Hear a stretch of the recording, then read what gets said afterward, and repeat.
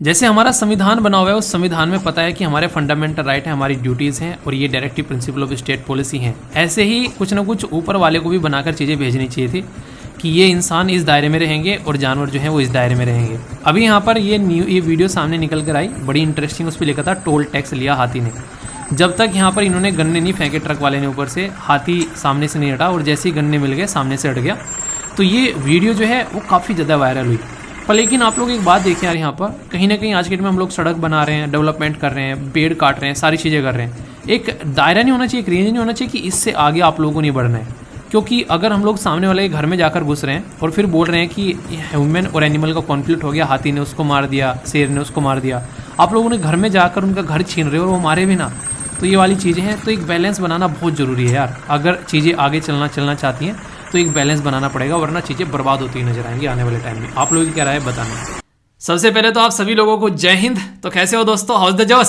तो जोश बिल्कुल हाई होना चाहिए और हाई इतना होना चाहिए कि बॉडी में से गर्मी निकलनी चाहिए भाई साहब। लगे कि यार ये इंसान थकता क्यों नहीं है, सुबह से स्टार्ट हो गया शाम तक लगा रहता है भाई साहब, तो जुनून दिखना चाहिए।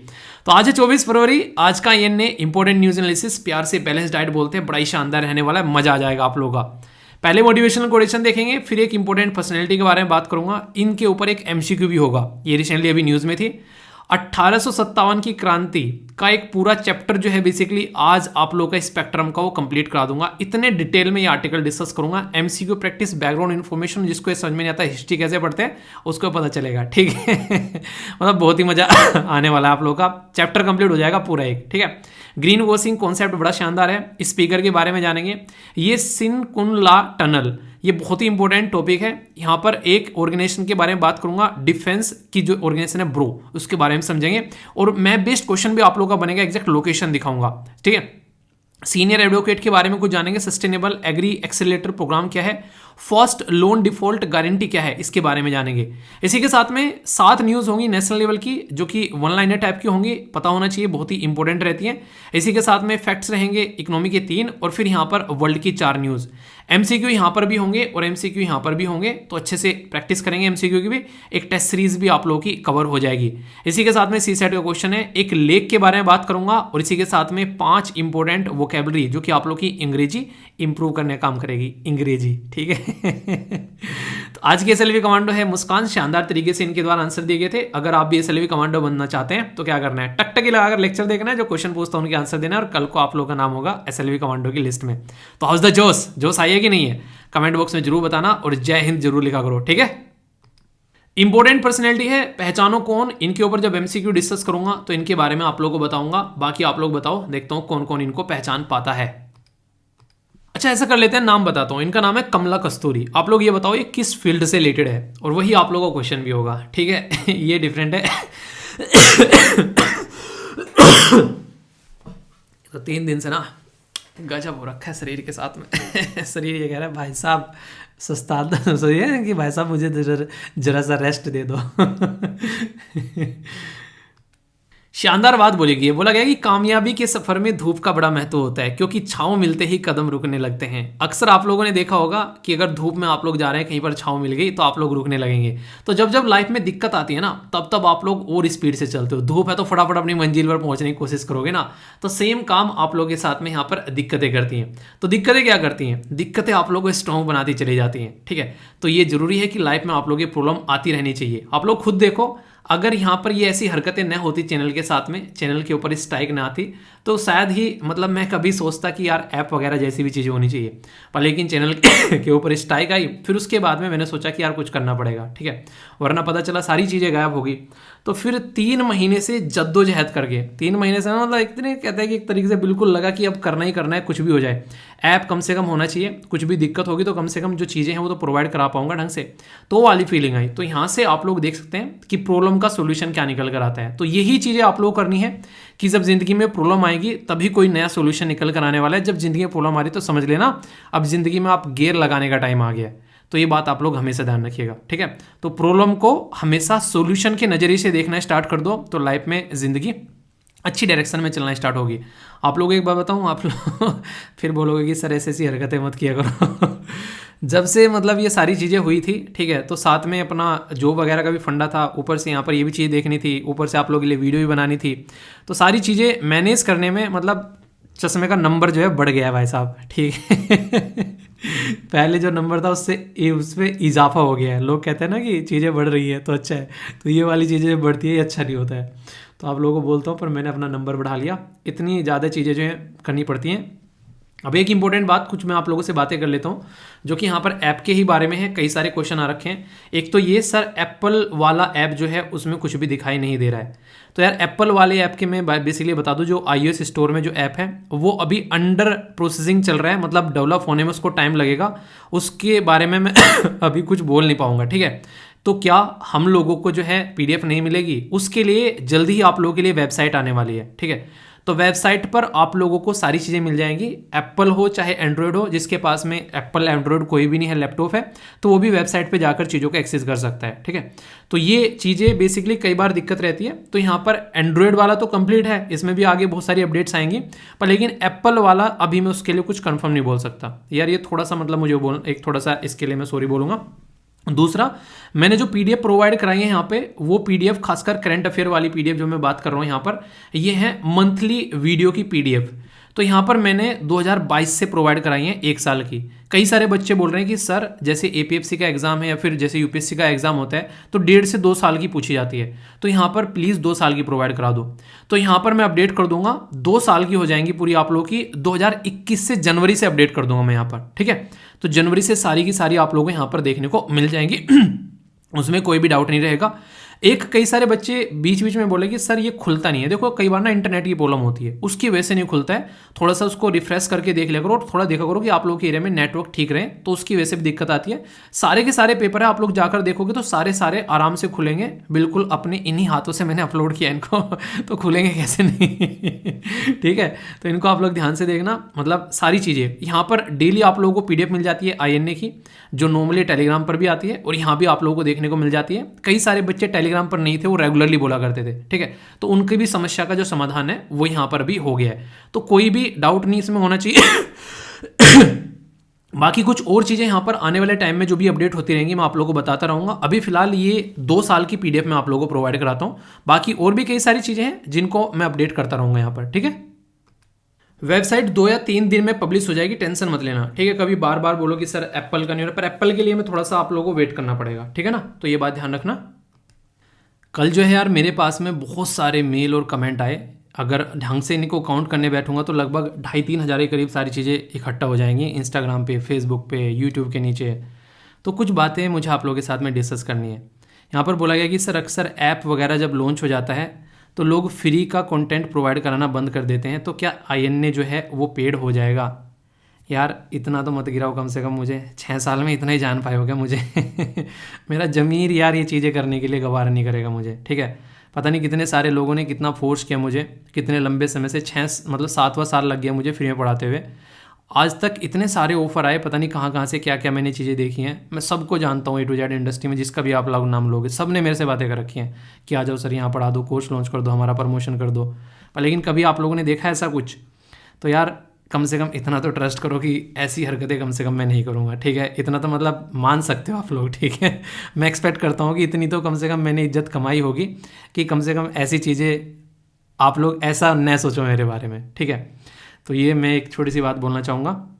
दूसरा, सर इतना काम कैसे कर पा रहे हो? बोल रहा है कि कितना ऐसा काम कैसे कर पाए हो, ऐप भी लॉन्च कर दे, ये सब चीज़ें होगी। तो यार देखो, इसमें सबसे बड़ी बात ये रही कि मतलब कुछ चीज़ें ऐसी होती हैं कि जिससे प्यार होता है ना इंसान, उसमें इंसान फिर अपनी ना हेल्थ देखता है ना कुछ देखता है, उन्हें कहता है कि फिर लग जाता है। तो यहाँ पर वही चीज़ें हैं, क्योंकि जो पढ़ाना है ये बेसिकली एक तरीके से मेरा शौक टाइप में है, ठीक है। जॉब है वो अलग है, वहाँ से चीज़ें सही चल रही हैं, कोई दिक्कत नहीं है। पर ये एक तरीके से मैंने कभी भी इसको ऐसे नहीं देखा कि रेवेन्यू का सोर्स होगा या यहाँ से पैसा कमाऊंगा। वो एक अलग पैटर्न में आप लोगों को चीज़ें देखने को मिलती हैं, ठीक है। तो मेरी ज़िंदगी में ऊपर वाले का दिया हुआ इतना है कि मैं ज़िंदगी आराम से चला सकता हूँ। और जो ऐप है उसमें भी मुझे किसी से कुछ लेने की ज़रूरत नहीं है। 1-2 आदमी अगर लगेंगे तो मैं उनको भी आराम से सैलरी दे सकता हूँ। वेबसाइट पर भी एक आदमी लगेगा तो 3-4 लोगों की सैलरी मैं आराम से दे सकता हूँ, जितनी जो मेरी जॉब चलती है उससे, ठीक है। तो उसमें कोई इशू नहीं है मुझे। पर लेकिन सबसे बड़ा मुद्दा क्या आ रहा है, कई सारे बच्चे जो हैं मेरे पास में पिछले कुछ टाइम में मेल आए कि सर EPFO के कोर्स का क्या करना है। कुछ बच्चे तो ऐसे हैं कि जो बोल रहे हैं कि सर EPFO कोर्स लॉन्च करना है, कुछ कह रहे हैं नहीं करना है। तो यहाँ पर अगर EPFO के कोर्स के बारे में बात करूँ तो यार ये एक ऐसी चीज़ है जो कि एक अकेले इंसान के बस की बात नहीं होगी।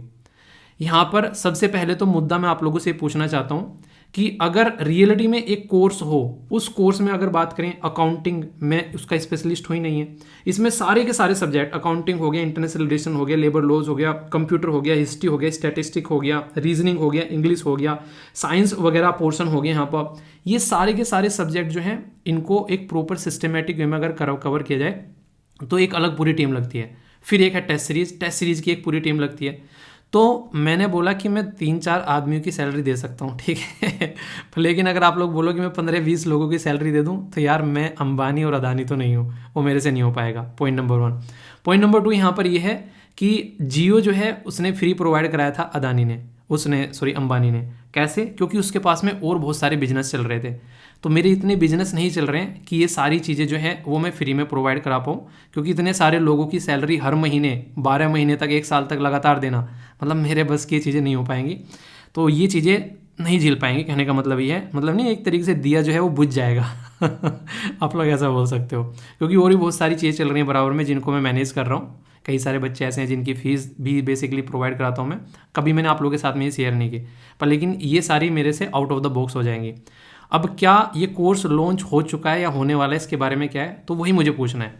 अगर आप लोगों को लगता है सीरियस तरीके से कि हाँ एक कोर्स चाहिए, ऐसा कुछ होना चाहिए, तो आप लोग बता दो येस। अगर लगता है कि नहीं होना चाहिए तो आप लोग बता दो नो। अगर नो बोलोगे कोई दिक्कत नहीं है, ये बैनर जो है यहाँ से हट जाएगा, आज के बाद में इस कोर्स के बारे में कोई बात नहीं होगी। पर लेकिन मैं जो प्रोवाइड कराऊंगा मैं इतना ही प्रोवाइड करा पाऊंगा, मैं ये नहीं बोल पाऊंगा कि मैं सारी चीज़ें प्रोवाइड करा दूंगा और सिलेक्शन के लिए बोल सकता हूँ। सबसे बड़ी दिक्कत क्या है, बहुत पिछले कुछ समय में लोग मेरे से आगे पूछते हैं सर कौन सी कोचिंग ज्वाइन करें, सर इसके बारे में सर बता दो, इसके बारे में मुझे क्या करना चाहिए। तो कई सारे बच्चे डायरेक्ट पूछते हैं सर आपका कोई कोर्स नहीं है क्या। तो वो चीज़ें जो हैं मेरे पास में उसका कभी कोई जवाब नहीं होता था, क्योंकि मैंने कभी उस तरीके से सोचा ही नहीं था कि यार मैं कोर्स वोर्स इन सब चीज़ों के बारे में। पर पिछले कुछ टाइम में बहुत सारे अच्छे लोगों ने मेरे से कॉन्टैक्ट किए हैं कि सर ऐसा कुछ किया जा सकता है क्या। तो मैंने कभी भी किसी को हामी नहीं भरी, अभी भी मैं किसी को हामी नहीं भरा हूँ। अभी भी अगर आप लोगों को लगता है कि ये कोर्स आना चाहिए एक सिस्टमेटिक वे में, तो आप लोग मुझे बताइए। अगर नहीं चाहिए कोर्स तो फिर बताइए। तो इसमें 2 शब्द आप लोग कमेंट बॉक्स में लिखने हैं। अगर चाहिए तो येस लिखना है, और लेस येस के सामने आप लोगों को इसकी कॉस्ट लिखनी है। कॉस्ट मतलब पूरा कोर्स, टेस्ट सीरीज किस कॉस्ट में आप लोगों को चाहिए, मैं बात करूंगा। अगर उस कॉस्ट के अंदर में चीज़ें पॉसिबल होंगी तो चीज़ें आगे बढ़ेंगी, वरना इसको यहीं पर ही बंद करेंगे, ठीक है। पॉइंट नंबर 2, यहाँ पर अगर नो लिख दिया तो फिर कोई दिक्कत ही नहीं है, ठीक है। एक और बात यहाँ पर, अगर कोर्स आएगा भी तो ये ऐसा नहीं कि सबके लिए अनलिमिटेड रहने वाला है, ठीक है। इसमें मैं सोच रहा हूँ कि कम से कम इतने ही बच्चे मैं लूँ जिनको ढंग से गाइड कर सकूँ और उनका सिलेक्शन हो सके। ऐसा नहीं कोर्स लॉन्च कर दिया, पैसे में बस धड़ल्ले से बिक रहा है, सब खरीद रहे हैं, वो वाली चीज़ें यार फिर मतलब कम से कम मैं टच में रह सकूँ, वो चीज़ों की मैं चाह रहा हूँ कि थोड़ी सी कोशिश करूँ, ठीक है। तो इसके बारे में आप लोगों की क्या राय है, आप लोग बताना, येस या फिर नो में। येस में तो प्राइस कितना, नो में तो फिर कोई दिक्कत ही नहीं है, फिर नॉर्मल तरीके से जो चीज़ें चल रही हैं वो चलती रहेंगी। कोर्स लॉन्च होने के बाद भी जो चीज़ें फ्री हैं वो फ्री ही रहने वाली हैं, जो आज तक की चीज़ें हैं वो ऐसे ही चलती रहेंगी। कोर्स की बात कर रहा हूँ जिसमें 15 से 20 लोग लगेंगे आराम से, और वो सारी चीज़ें उनके लिए मैं बातें कर रहा हूँ, क्या आप लोगों के हिसाब से होना चाहिए। तो ये आप लोगों ने कहा था ना कि सर प्रॉब्लम हुआ तो बता दिया करो, तो ये मैं आप लोगों से शेयर करना चाह रहा था इसीलिए। तो आप लोग बताइए। बाकी यार वही बातें हैं, अनिल कपूर साहब की मुझे बात याद आती है कि आप लोगों ने मिलकर जो है मुझे पॉलिटिशियन बनाई दिया, ये डायलॉग मारते हैं ना, तो फिर ये साहब कहते हैं कि अच्छे काम के लिए आप पॉलिटिशियन बने, उसको ऐसे क्यों फील कर रहे हो।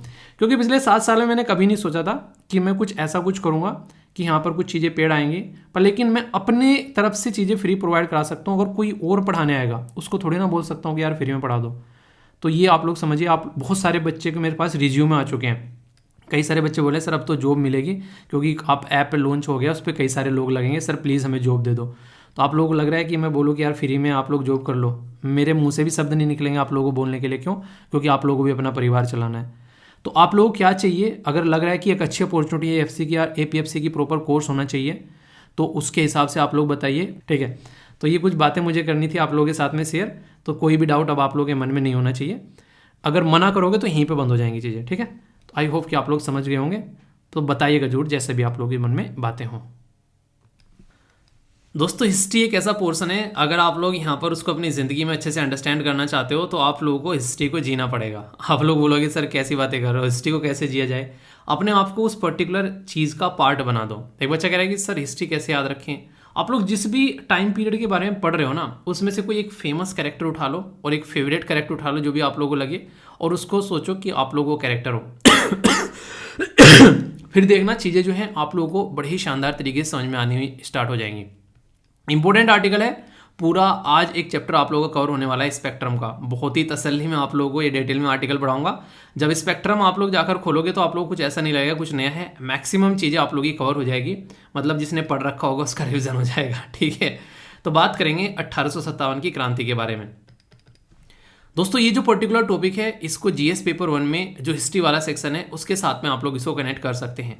अगर मैं आप लोगों को यहाँ पर बोलूँ कि हिस्ट्री जो है वो बड़ा ही इंटरेस्टिंग सब्जेक्ट है तो कई सारे बोलेंगे कि क्या बात कर दी सर, इससे ज़्यादा बोरिंग सब्जेक्ट कोई है ही नहीं है। किस किस को हिस्ट्री रियलिटी में बोरिंग लगती है?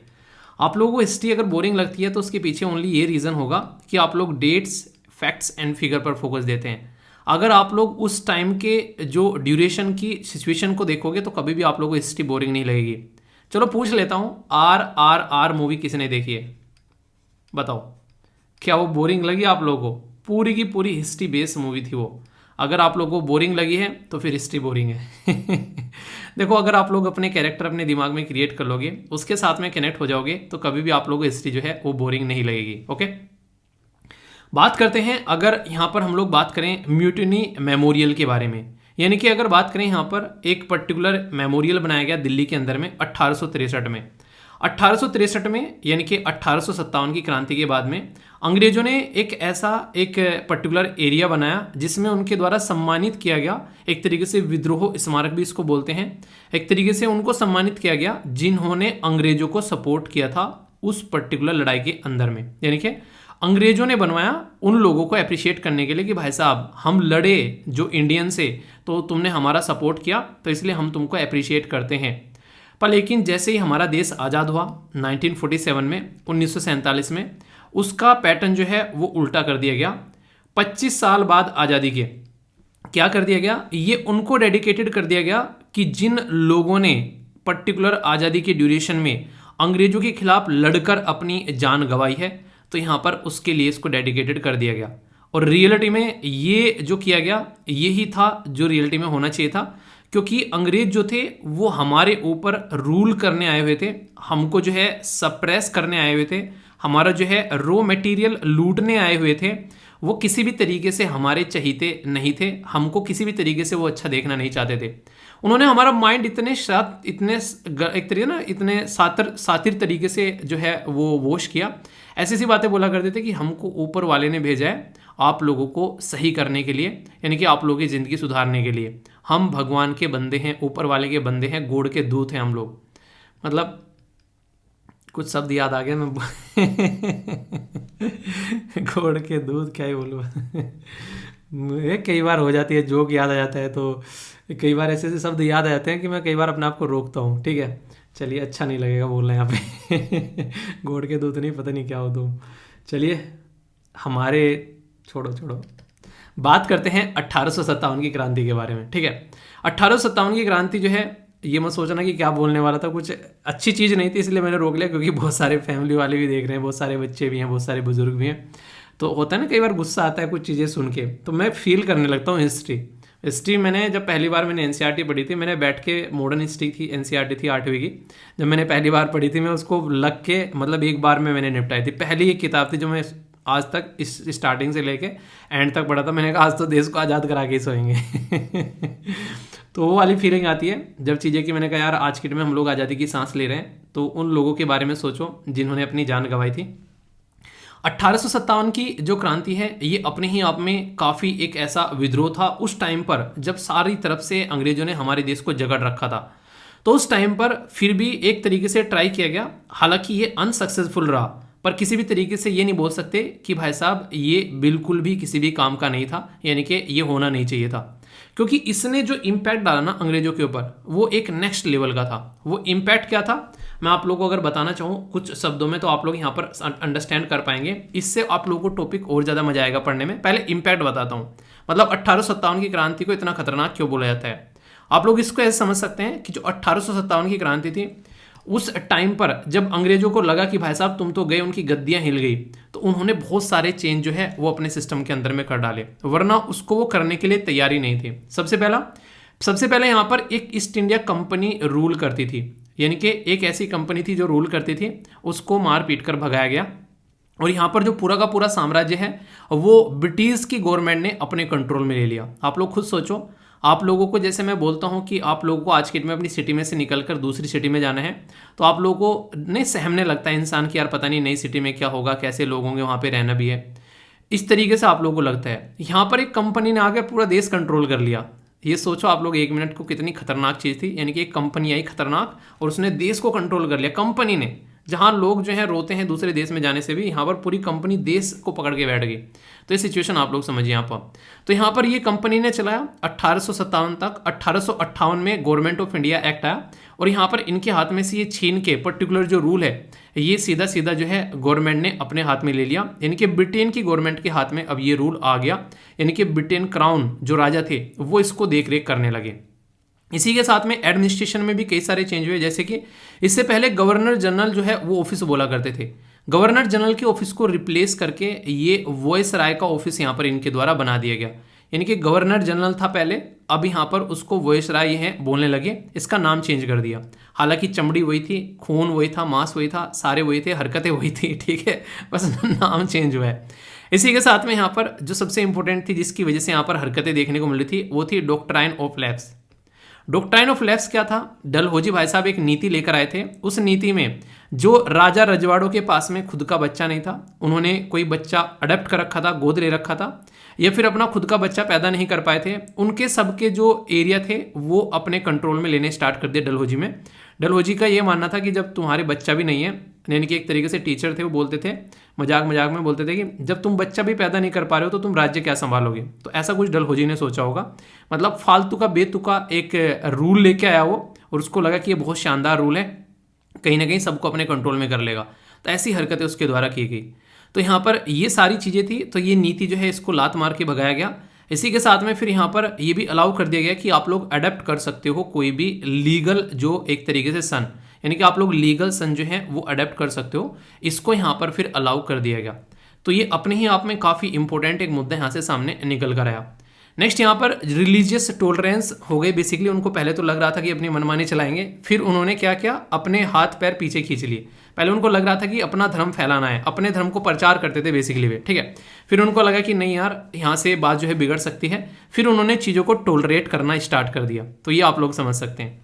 इसी के साथ में मिलिट्री ऑर्गेनाइजेशन में जो सबसे खतरनाक चीज़ थी वो पता है क्या थी? वो हमेशा हमारे जो इंडियन थे, जो इंडियन हमारे जो बेसिकली जो हमारे मतलब भाई बहन थे, उनको हमेशा वो नीचे का ओहदा दिया करते थे आर्मी के अंदर में। उनके हाथ में हथियार नहीं दिया करते थे, यानी कि पता चला कल को हम पे ही उल्टा गोलियां बरसाने लगे, ठीक है। आरआर मूवी में आप लोगों ने वो चीज़ें देखी भी होंगी। जब तक उनका कोई फुल लॉयल न हो जाए तब तक वो है किसी के हाथ में हथियार नहीं देते थे। इसी के साथ में यहाँ पर उनका प्रमोशन वगैरह भी नहीं होता था, उनको डी ग्रेड की कैटेगरी की तरीके से वो ट्रीट किया करते थे।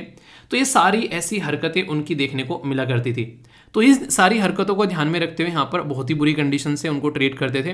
तो कहीं ना कहीं ये सारी चीज़ें होने के बाद में जो ब्रिटिश और इंडियन ऑफिसर हैं, मतलब एक तरीके से ब्रिटिश ऑफिसेज जो हुआ करते थे उनमें भी इंडियन ऑफिसर काफ़ी कम हुआ करते थे। तो यहाँ पर कुछ चेंज किए गए, यानी कि जो ब्रिटिश ऑफिस में इंडियन ऑफिसर हैं उनको थोड़ा बढ़ाया गया, सैलरी भी जो थोड़ी बहुत इंप्रूव की गई, पर लेकिन अभी भी हथियार जो हैं वो इंडियन सोल्जर के हाथ में नहीं थमाए गए। यानी कि एक तरीके से ना जो हथियारों का जो जत्था होता है वो अभी भी अंग्रेजों के हाथ में ही यहाँ पर रहा, ठीक है।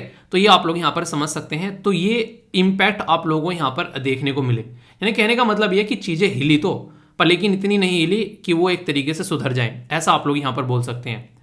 कई सारे बोलते हैं कि यार ये हुआ क्यों, इसके पीछे रीज़न क्या था, आखिर ये जो रिवोल्ट हुआ, आखिर ये रिवोल्ट हुआ ही क्यों, और हुआ तो फेल क्यों हुआ। तो दोनों ही तरीके से चीज़ें मैं आप लोगों को बताता हूँ। पहले तो आप लोगों को यहाँ पर ये चीज़ें समझनी होगी कि ये रिवोल्ट जो है हुआ क्यों। इसमें कोई एक पर्टिकुलर रीज़न नहीं था कि कोई एक पर्टिकुलर रीज़न मैं बता दूं कि इसकी वजह से हुआ। कहाँ पर हुआ ये पर्टिकुलर रिवोल्ट, अगर आप लोग देखोगे तो आप लोगों को देखने को मिलेगा ये पर्टिकुलर रिवोल्ट जो था मेनली तो आप लोग को उत्तर प्रदेश वाले रीजन में, कुछ पोर्शन आप लोग को राजस्थान का, ये यहाँ से आप लोग देखते हैं जो बेसिकली पर्टिकुलर जो रीजन में आप लोगों को यहाँ पर दिखा रहा हूँ, ये इस रीजन में ये पूरा रिवोल्ट जो है वो फैला था। जो नॉर्मली रिवोल्ट का जो स्टार्टिंग बताया जाता है यहाँ पर, वो आप लोगों को पता है कि मंगल पांडे साहब जो है बैरकपुर में, जो कि वेस्ट बंगाल के अंदर है 24 परगना, वहाँ पर उन्होंने कारतूस वगैरह जो है उनको यूज़ करने से मना कर दिया। क्यों? क्योंकि वो कारतूस जो थे वो गाय के और सूअर की चर्बी के बनाए जाते थे। इसकी वजह से यहाँ पर उनके द्वारा बोला गया कि इसको हम लोग नहीं खोलेंगे, इससे हमारी जो है धर्म भ्रष्ट होता है। तो ये चीज़ें यहाँ पर देखने को मिली। तो यहाँ पर चीज़ें जो है इस तरीके से स्टार्ट हुई कि लोगों को लगा कि यार ये हमारा धर्म भ्रष्ट कर रहे हैं, अपना प्रचार कर रहे हैं और हमारा भ्रष्ट कर रहे हैं। तो कहीं ना कहीं लोग जो है पहले से फ्रस्ट्रेट तो थे, पर लेकिन फ्रस्ट्रेशन जो है वो नेक्स्ट लेवल पर बढ़ना स्टार्ट हो गया। और उन्हीं कहते कि चीज़ें आराम आराम से बढ़ती है। तो कोई भी ऐसा नहीं था कि एक तरीके से एकदम जो है बम फूट गया। लोग जो है फ्रस्ट्रेट बहुत लंबे समय से चलते हुए आ रहे थे। पहले बहुत सारे रीजन थे। अभी जैसे कि मैंने आप लोगों को बताया, डॉक्ट्राइन ऑफ लैप्स जो था वो एक बहुत बड़ा रीजन था यहाँ पर, जिसके चलते यहाँ पर ये सारी चीज़ें देखने को मिली कि राजा रजवाड़ों से जो है उनके एरिया छीने जा रहे थे। जैसे सतारा हो गया, नागपुर हो गया, झांसी हो गया, इसी के साथ में जैतपुर हो गया, संबलपुर हो गया, उदयपुर हो गया, अवध हो गया। ये सारे के सारे एरिया आप लोगों को यहाँ देखने को मिलेंगे। ये सारे के सारे एरिया जो थे यहाँ पर इनसे इनके राज्य छीन ले गए। क्यों? क्योंकि इनके पास में खुद का बच्चा नहीं था। तो ये चीज़ें आप लोगों को यहाँ पर देखने को मिली।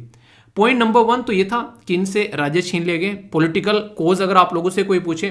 दूसरा जो सबसे बड़ी बात है यहाँ पर आप लोगों को देखने को मिलेगा, रिलीजियस कोज भी यहाँ पर निकल कर आया, जो कि कारतूस वगैरह जो यूज करने वाली बात बताई मैंने आप लोगों को, ठीक है। तो उसकी वजह से भी और अपने को प्रमोट कर रहे थे, दूसरे को जो है उसको डिग्रेड कर रहे थे। तो हिंदू जो है कहीं ना कहीं इससे अलग फील कर रहे थे, और दूसरे भी जो धर्म थे उनको भी लग रहा था कि यार ये सही लोग नहीं है। इसी के साथ में और कई सारे रीजन थे, जैसे कि बहुत ही तकड़ा टैक्स लगाया करते थे, ठीक है, हैवी टैक्स लगाया करते थे जो हमारे जो पीजेंट थे, यानी कि खेतों में काम करने वाले, इसी के साथ में जो जमींदार वगैरह थे यहाँ पर, ठीक है। तो उनके ऊपर काफ़ी तकड़ा टैक्स लगाते थे और कलेक्ट किया करते थे रेवेन्यू। तो इस तरीके से यहाँ पर आप लोगों को देखने को मिलेगा बहुत सारे सिस्टम भी इनके द्वारा टाइम टू टाइम लेकर आए गए। इनकी वजह से हमारी जो हथकरघा इंडस्ट्री थी, यानी कि जो भी हमारे जो लोग थे जो अपना काम किया करते थे, वो सारी की सारी हथकरघा इंडस्ट्री जो है वो बर्बाद हो गई। क्योंकि जब उसके ऊपर टैक्स लगा देंगे बहुत ज़्यादा तो फिर वो सामान कोई नहीं खरीदेगा। बाहर से बना बनाया सामान लेकर हमारे देश में आया करते थे और उसको हमारे देश में लाकर ये बेचा करते थे। तो जो सामान ये हमारे देश में बेचा करते थे ना, उसको बहुत ही सस्ता बेसिकली हो गया, मशीन से बना रखा है। तो यहाँ पर हमारे जो लोग थे जो इस एरिया में काम किया करते थे, सोचो उनकी जॉब जो है वो ख़त्म होने लगी, और इसकी वजह से उनको वो काम छोड़कर उनको कहीं ना कहीं मजदूरी के काम करने पड़ गए। सोचो एक इंसान है, वो हथकरघा में बहुत अच्छा काम करता है, साड़ियाँ वगैरह सोल वगैरह बनाते हैं, पर लेकिन उसकी साड़ियाँ सोल वगैरह कोई खरीद ही नहीं रहा है। तो कंडीशन क्या होगी? कंडीशन ये होगी कि वो इंसान जो है आगे चलकर बड़ी बुरी सिचुएशन में रहेगा, और उसकी वो सिचुएशन की वजह से यहाँ पर कहीं ना कहीं आप लोग ये बोल सकते हैं कि उस इंसान की ज़िंदगी जो है वो एकदम बर्बाद हो जाएगी। उसको वो काम करना पड़ेगा जिसमें ना तो वो स्किल्ड है और ना ही उसमें कोई उसको ज़्यादा पैसा मिलने वाला है। तो पेट पालने के लिए घर का ये उनके द्वारा काम यहाँ पर करना स्टार्ट किया गया। ये आप लोग मुद्दे यहाँ पर समझ सकते हैं। मिलिट्री के भी कई सारे कोजेज थे। वैसे मिलिट्री कोजेज में अगर आप लोग बात करोगे तो बेसिकली आप लोगों को देखने को मिलेगा जो अपने लोग थे उनको अच्छा खासा पैसे दिया करते थे, और जो इंडियन थे उनको काफ़ी कम पैसा दिया करते थे। ये माना जाता है, जो आप लोग देखकर हैरान होंगे, कि अंग्रेज जो हमारे ऊपर रूल कर रहे थे उसमें से 87% अगर लोगों की बात करें वो हमारे लोग हुआ करते थे, और उनको बहुत कम पैसा मिला करता था अंग्रेजों की कंपेयर में। और उनकी पोस्टिंग जो हुआ करती थी बहुत दूर उनकी पोस्टिंग किया करते थे, ताकि वो घर भी जो है वो ना आ सकें, घर से दूर रहें। तो उनको होम सिकनेस भी कई बार देखने को मिलती थी। इसी के साथ में कई बार उनको समुद्र यानी कि सी को भी उनको कवर करने को बोलते थे, नहीं किसी और देश में जाकर उनकी पोस्टिंग कर दी। जैसे कि तमिलनाडु में बहुत सारे लोगों को लेकर गए थे, आज तक भी इश्यूज आप लोगों ने उससे रिलेटेड देखे होंगे, ताकि वो अपना रिलीजन जो है और जो अपना कास्ट जो है वो वहाँ पर कहीं ना कहीं उनका ख़त्म हो जाए। कुछ ऐसी चीज़ें आप लोगों को देखने को मिलती थी। यानी कि अंग्रेजों के द्वारा जितनी भी हरकतें की जा सकती थी वो सारी की सारी हरकतें इनके द्वारा की गई। तो ये ऐसे ऐसे रीज़न थे जिसकी कुछ हद नहीं है, लोग फ्रस्ट्रेट थे। पर लेकिन इमीडिएट कोज क्या हुआ कि लोग जो है सड़कों पर उतर आए। उसका इमीडिएट कोज था जो मैंने आप लोगों को बताया, वो थी 1857 की क्रांति। बेसिकली किसकी वजह से हुई कि फूटी किसकी वजह से, तो इनफील्ड राइफल की वजह से। इनफील्ड राइफल जो थी उसका जो कार्टेज था, जो उसकी गोलियां थी, कारतूस जो हुआ करता था, उसको जो खोला जाता था उसका वहाँ पर ऊपर से टोपली जो उतरती थी, मानते थे कि वो किसकी, वो काव यानी कि गाय और पिग यानी कि सूर की जर्दी की बना करती थी।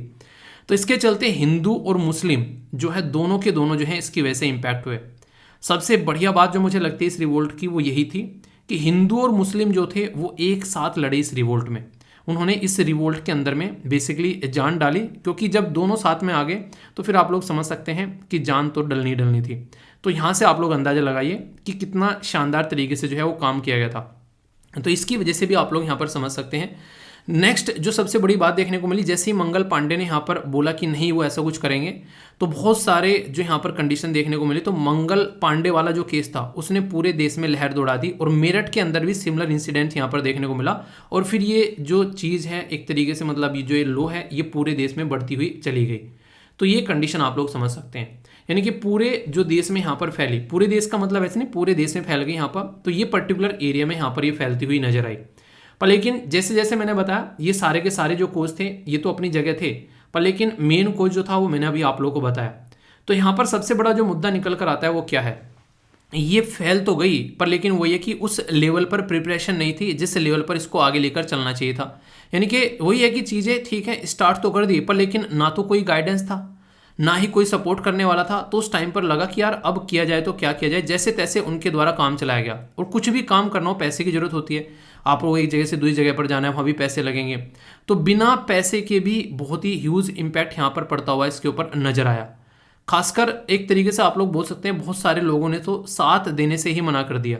ठीक है, तो सबसे पहली बात है यहाँ पर लिमिटेड अपराइजिंग रही। यहाँ पर ये लिमिटेड अपराइजिंग का मतलब क्या है, अगर मैं आप लोगों को यहाँ पर समझाना चाहूँ कि जो सदर्न राज्य हैं हैदराबाद, मैसूर, त्रावणकोर, कश्मीर नॉर्दर्न में राजपूताना, उन्होंने इसको ज्वाइन ही नहीं किया। उनको लग रहा था कि हमारी लड़ाई नहीं है इनकी लड़ाई है, और वैसे भी अंग्रेजों के साथ में पंगा क्यों ही लेना, फालतू में अपने सर की सरदर्दी करनी है। ठीक है, कोई एक तरीके से इफेक्टिव लीडरशिप ही नहीं थी। जैसे आप लोगों को देखने को मिलेगा आगे चलकर जैसे जैसे बहुत सारे लीडर आ गए, महात्मा गांधी जी आ गए, भीमराव अंबेडकर जी आ गए, सुभाष चंद्र बोस जी आ गए, ठीक है, चंद्रशेखर आज़ादी आप लोगों को देखने को मिलेंगे, भगत सिंह जी आप लोगों को देखने को मिलेंगे, सरदार वल्लभ भाई पटेल जी देखने को मिलेंगी, बहुत सारी महिलाएं जैसे सरोजनी नायडू जी हो गई, ठीक है, एनी बेसेंट थी, बहुत सारी ऐसी महिलाएं और बहुत सारे ऐसे लीडर आप लोगों को देखने को मिले जो कि इफेक्टिव वे में चीज़ों को आगे लेकर चले गए। ऐसा भी हुआ कई बार इन लीडरों को जो है जेल में डाल देगा सबको उठाकर, उसके बाद भी यहाँ पर कहीं ना कहीं रिवोल्ट चलता रहा, क्योंकि इतने अच्छे लेवल पर उन्होंने अपनी फॉलोइंग बना ली थी जो कि उसको आगे लेकर चल सकते। पर लेकिन यहाँ पर ऐसा नहीं था, यहाँ पर कोई भी चीज़ ढंग से नहीं हुई, तो यहाँ पर एक दूसरे से लड़ते थे। सबसे बड़ी बात तो यहाँ पर वो देखने को मिल रही थी। कुछ लोग थे जैसे नाना साहब हो गए, तात्या टोपे हो गए, रानी लक्ष्मीबाई जी हो गई, ये बहादुर लीडर थे, पर लेकिन फेल हो गए। क्यों? क्योंकि एक दूसरे के साथ में कोऑर्डिनेट ही नहीं कर पाए। मतलब एक इधर चल रहा है दूसरा उधर चल रहा है, कोई कॉन्टैक्ट वहाँ पर फ़ोन तो था नहीं कि व्हाट्सएप कर दे कि भाई आ जाना वहाँ पर, यहाँ पर इकट्ठा हो रहे हैं। अगर उस टाइम पर सोचो व्हाट्सएप होता तो आप लोगों को लग रहा है कि ये जो रिवोल्ट फेल हो जाता। एक व्हाट्सएप जो होता ना, अगर अकेला व्हाट्सएप जो होता वो इस रिवोल्ट को जो है वो जिता के चला जाता। इतने ताकतवर लीडर थे वो सारे के सारे, अगर साथ में आ जाते भाई साहब नाक में दम हो जाते हैं यहाँ पर अंग्रेजों के। ठीक है, ये बोल सकते हैं। लिमिटेड रिसोर्सेज थे, रिसोर्सेज तो उनके पास में बहुत ही लिमिटेड थे, आप लोग बोल सकते हैं। रिसोर्सेज ना तो उनके पास में मैन पावर थी, यानी कि ना तो उनके पास में ज़्यादा लोग थे, और ना ही उनके पास में मनी थी। मनी मतलब आप लोग को बंदूक चाहिएगी, कारतूस चाहिएगा, नॉर्मल चीज़ें जो भी करनी है उसके बिना काम नहीं चलेगा। तो आप लोग इस तरीके से समझ सकते हैं। तो इसकी वजह से यहाँ पर मनी, मैन और आर्म सारे के सारे नहीं थे, तो लिमिटेड रिसोर्सेज होने का भी बहुत बड़ा फेलियर यहाँ पर माना जाता है। इसी के साथ में ये एक बहुत बड़ा रीज़न है। अगर कभी भी कोई किसी भी देश में इस धरती पर अगर रिवोल्ट हुआ है तो सबसे बड़ा जो रीजन उसका माना गया है वो है मिडिल क्लास। मिडिल क्लास मतलब वो क्लास जो हम जैसे लोगों की क्लास है। मिडिल क्लास वो क्लास होती है ना तो वो बहुत ही गरीब होते हैं और ना ही बहुत अमीर होते हैं, नहीं ना तो इतने गरीब है कि रोटी नहीं मिल रही है, ना ही इतने अमीर हैं कि जेट प्लेन में घूम रहे हैं। ये होती है मिडिल क्लास। तो मिडिल क्लास जो है वो सबसे ज़्यादा एक तरीके से ज़्यादा संख्या में आप लोगों को देखने को मिलती है। तो इसलिए यहाँ पर जो मिडिल क्लास है उसका कोई प्रॉपर पार्टिसिपेशन नहीं देखने को मिला। एजुकेटेड जो अंग्रेज थे मिडिल क्लास के, रिच मर्चेंट थे, ट्रेडर थे, जमींदार थे, तो वो सारे आप लोगों को देखने को मिलेगा कहीं ना कहीं काफ़ी ज़्यादा लॉयल थे अंग्रेजों के लिए, जो कि कहीं ना कहीं एक तरीके से चीज़ देखने को मिलेगी। और बहुत सारे ऐसे भी थे कि क्यों फालतू में अपने सर पे डंडा मरवाना, उस टाइम पर जब ऑलरेडी जो है प्रॉब्लम इतनी सारी है। तो बहुत सारे लोगों ने इसलिए भी पार्टिसिपेट करने से वहाँ पर मना किया। तो रीज़न एक नहीं था, रीज़न जो है वो कई सारे आप लोगों को यहाँ पर देखने को मिले। तो सिचुएशन जो है वो इस तरीके से यहाँ पर ख़राब होती है आप लोगों को नजर आई। समझ में आ रहा है क्या बोल रहा हूँ यहाँ पर? तो ये पूरा का पूरा जो सिस्टम था ये फेल हो गया इन रीजन की वजह से। अगर पूछने लगे कि फेल क्यों हो गए, तो भाई साहब फेल हुए नहीं है, फेल बाकायदा सिचुएशन ने करवाए हैं। अगर आप लोग यहाँ पर देखोगे लीडर्स के अंदर कोई कमी नहीं थी। आज की डेट में अगर मैं एक आप लोगों से पहले मैंने बोला है झांसी, जो कि आप लोगों को देखने को मिलेगा रानी लक्ष्मीबाई जी जो वहाँ पर हुआ करती थी, मतलब इनको जो है सप्रेस किया गया यहाँ पर। ये था जनरल ह्यूज रोज। जनरल ह्यूज रोज ने एक पर्टिकुलर कहीं इंटरव्यू दिया, कहीं लिखा कुछ किताब में, इसके द्वारा ये बोला जाता है कि अकेली एक मर्द थी उस पूरी लड़ाई के अंदर में, मतलब एक तरीके से इस तरीके से लड़ी झांसी की रानी कि भाई वो कह रहा है कि अकेली एक मर्द थी उस पर्टिकुलर लड़ाई के अंदर में जहां पर इसने चीज़ों को सप्रेस किया, यानी कि इस लेवल पर भाई साहब टक्कर दी। सोचो आप लोग यहाँ पर, और वो भी अपने बच्चों को साथ में लेके। ग्वालियर में तात्या टोपे, तो ये कई बार आप लोगों से पूछ लिया जाता है कि रिवोल्ट कौन सा किसके द्वारा सप्रेस किया गया। तो प्लेस ऑफ रिवोल्ट कहां पर था? दिल्ली के अंदर में। लीडर कौन था? बहादुर शाह। एक पैर कब्र में दूसरा केले के छिलके पर, इसको लीडर बना दिया। क्यों? क्योंकि दिल्ली में ही था और कोई था ही नहीं। तो इसके पास में पहुंचे तो कह रहा कि तुम कह रहे हो तो यार बन जाता हूँ लीडर, वैसे आप लोगों को लगता है कि मुझे लीडर बनाना चाहिए तुमको? तो इन्हें बोला चाचा जो भी है अभी बन जाओ, बाकी बाद में देखेंगे। तो इनको जो है जोन्स निकोलस सन ने यहाँ पर साइड में किया। लखनऊ के अंदर में बेगम हजरत महल ये यहाँ पर थी, इनको हेनरी लॉरेंस ने साइड में किया। कानपुर के अंदर में नाना साहब थे, ठीक है। सर कोलन कैम्बेल यहाँ पर जो थे, इन्होंने इनका रिवोल्ट जो है वो सप्रेस किया। बरेली के अंदर में खान बहादुर खान आप लोगों को देखने को मिलते थे। सर कोलन कैम्बेल जो दोनों के लिए यहाँ पर ये है, कंफ्यूज मत हो जाना, ठीक है। इसी के साथ में यहाँ पर अगर बात करें इलाहाबाद और बनारस के अंदर में, आप लोग यहाँ पर देखेंगे कि मैक्सिमम सारे एरिया जो हैं आप लोगों को उत्तर प्रदेश के आप लोगों को मैक्सिमम देखने को मिलेंगे, बिहार के, या फिर कुछ एरिया थोड़ा बहुत आप लोगों को मध्य प्रदेश, ठीक है। तो इस तरीके से समझ सकते हैं। यहाँ पर मौलवी लियाकत अली साहब थे यहाँ पर, तो कर्नल जो ओनसेल के द्वारा यहाँ पर इसको सप्रेस किया गया। बिहार के अंदर में कुंवर सिंह थे यहाँ पर, तो यहाँ पर इनको विलियम जो टेलर है उनके द्वारा सप्रेस किया गया। ये कई बार आप लोगों से डायरेक्ट क्वेश्चन पूछा गया मैच करने के लिए, तो इसको आप लोग कंफ्यूज मत होना। अगर मैच करने के लिए आता है तो यहाँ पर इसको आप लोग जरूर याद रखिएगा, क्योंकि ये काफी इंपॉर्टेंट क्वेश्चन ऑलरेडी बन चुका है पहले भी कई बार, तो इसलिए थोड़ा सा ध्यान रखिएगा इसको, ठीक है। इस रिवोल्ट के बारे में कुछ बातें जैसे मैं आप लोगों को बताऊं, एक बात आप लोग याद रखिएगा, इस रिवोल्ट को फर्स्ट वॉर ऑफ इंडिपेंडेंस बोला गया वीडी सावरकर साहब के द्वारा। ये कई बार क्वेश्चन पूछा गया है, तो वीडी सावरकर साहब के द्वारा फर्स्ट वॉर ऑफ इंडिपेंडेंस इसको बोला गया। इन नेशनल रिवोल्ट बोला गया डिजरेली के द्वारा, ये भी एक काफी इंपॉर्टेंट पर्सनैलिटी थे। आरसी मजुमदार के द्वारा बोला गया नाइदर फर्स्ट नोर जो वॉर ऑफ इंडिपेंडेंस, उन्होंने बोला कुछ नहीं है, तो ये अंग्रेजों के चापलूसकार थे, चाटुकार नहीं बोलते। अब्दुल कलाम जो अबुल कलाम आजाद हैं, उनके द्वारा बोला गया कि Indian national character had sank very low, तो उनके द्वारा ये शब्द इस पर्टिकुलर रिवोल्ट के लिए यहाँ पर बोला गया। तो ये जो रिवोल्ट है इसके जो लीडर हैं उनके बारे में क्या क्या रीजन रहा, कहाँ कहाँ पर हुआ, ये कुछ बातें आप लोग यहाँ पर याद रखिएगा। एक छोटी सी एक और इंपॉर्टेंट इंफॉर्मेशन याद रखिएगा, जो बैरकपुर में जो म्यूटिनी हुई थी वो हुई थी 1824 में, ठीक है, याद रखना। बैरकपुर में जो म्यूटिनी हुई थी वो 1824 में हुई थी, और वहां पर बेसिकली जो म्यूटिनी के अंदर में आप लोग याद रखिएगा, बैरकपुर के अंदर में ये 47th रेजिमेंट थी जिसके द्वारा यहाँ पर ये हथियार उठाए गए, ठीक है। तो ये काफी इंपॉर्टेंट है, जिससे पूछा जा सकता है। छोटी छोटी पहले भी हो चुकी थी, पहले बंगाल के अंदर में 1764 में हुई थी, उससे पहले वेल्यूर में हुई थी 1806 के अंदर में, ठीक है। फिर यहाँ पर बैरकपुर में हुई 1824 में। यहाँ से कहानी खराब होनी स्टार्ट हो गई, ठीक है। यहाँ से लोगों को लगने लगा भाई साहब अब इनको सुधारना पड़ेगा, क्योंकि अबोलिशन ऑफ सती की वजह से लोग परेशान थे काफी ज्यादा, वो उसको काफी अच्छे से कनेक्ट कर पाते थे। वीडो मैरिज को लीगलाइज कर दिया इनके द्वारा, उसकी वजह से लोग फ्रस्ट्रेट थे। हालांकि वो आज के डेट के देखो तो सही काम किया था उन्होंने, पर लेकिन उस टाइम पर लोगों की कनेक्टिविटी थी उसके साथ में इमोशनली और रिलीजियस के पॉइंट ऑफ व्यू से, ठीक है। कई सारी चीजें आप लोगों को देखने को मिलेगी जो इनके द्वारा चेंज की गई वेस्टर्न एजुकेशन को स्प्रेड करने के चक्कर में। तो इसकी वजह से यहाँ पर लोग जो हैं काफी फ्रस्ट्रेट थे, लोकल इंडस्ट्री को बर्बाद कर दिया। तो बहुत सारे ऐसे रीजन थे जिसकी वजह से यहाँ पर ये मुद्दा निकल कर आया, ठीक है। तो रिवोल्ट जो है ये पूरा आप लोगों को समझा दिया। तो चैप्टर अगर देखोगे आप फटाफट एक एक पॉइंट आप लोगों का क्लियर होगा जब आप लोग जाकर उसमें नजर डालोगे, ठीक है।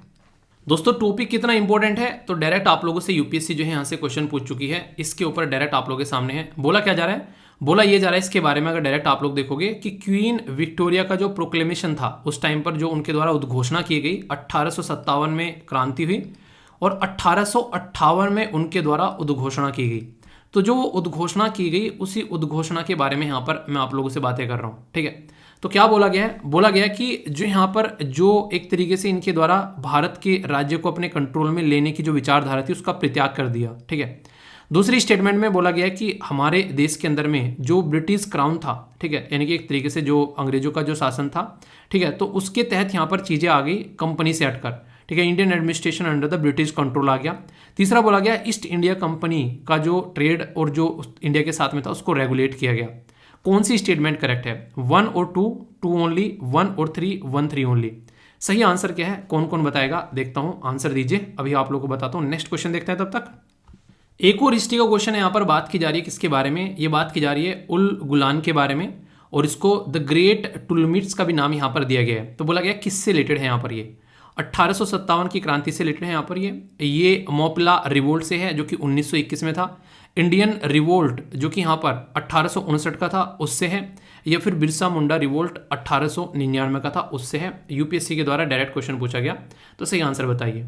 पहले का आंसर पहले देख लेते हैं। ऐसा कुछ नहीं किया कि ब्रिटिश का जो ट्रेड है उसको रेगुलेट किया गया, उसके लिए तो अलग से प्रोविजन यहाँ पर आए, पर हाँ ये फर्स्ट और सेकंड बिल्कुल करेक्ट है जो कि यहाँ पर जो काम किया गया, तो ये आप लोग याद रखिएगा।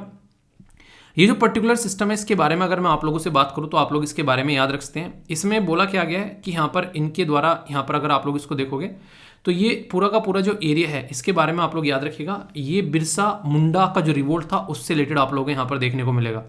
बिरसा मुंडा से रिलेटेड है यहाँ पर ये। तो बिरसा मुंडा जी का जो बेसिकली एक ट्राइबल कम्युनिटी आप लोग देख सकते हैं, उनके बारे में आप लोगों ने पढ़ा होगा। झारखंड जो प्रेजेंट टाइम पे एरिया है, तो वहाँ पर इनको धरती का अब्बा बोला जाता है। धरती अब्बा अगर कोई आप लोगों को बोले तो वो इन्हीं को बोला जाता था, ठीक है। तो यहाँ पर इनके द्वारा ये रिवोल्ट स्टार्ट किया गया ताकि जो अंग्रेजों के द्वारा जो इम्पोज किया गया जो सिस्टम है उसको खत्म किया जा सके। तो इनके द्वारा बिल्कुल हथियार उठाए गए यहाँ पर, ठीक है। तो ये याद रखिएगा अपने रूल को इम्प्लीमेंट करने के लिए। तो ये कुछ पॉइंट्स हैं। इंपॉर्टेंस क्या है इस टॉपिक की, ये टॉपिक दोस्तों इतना इंपॉर्टेंट है कि यूपीएससी ने मेंस के अंदर भी यहाँ पर आप लोगों से क्वेश्चन पूछा। देख सकते हैं आप लोग, बात कीजिए explain how the uprising of 1857 constitute an important ये watershed in the evolution of the British policies toward the colonial India.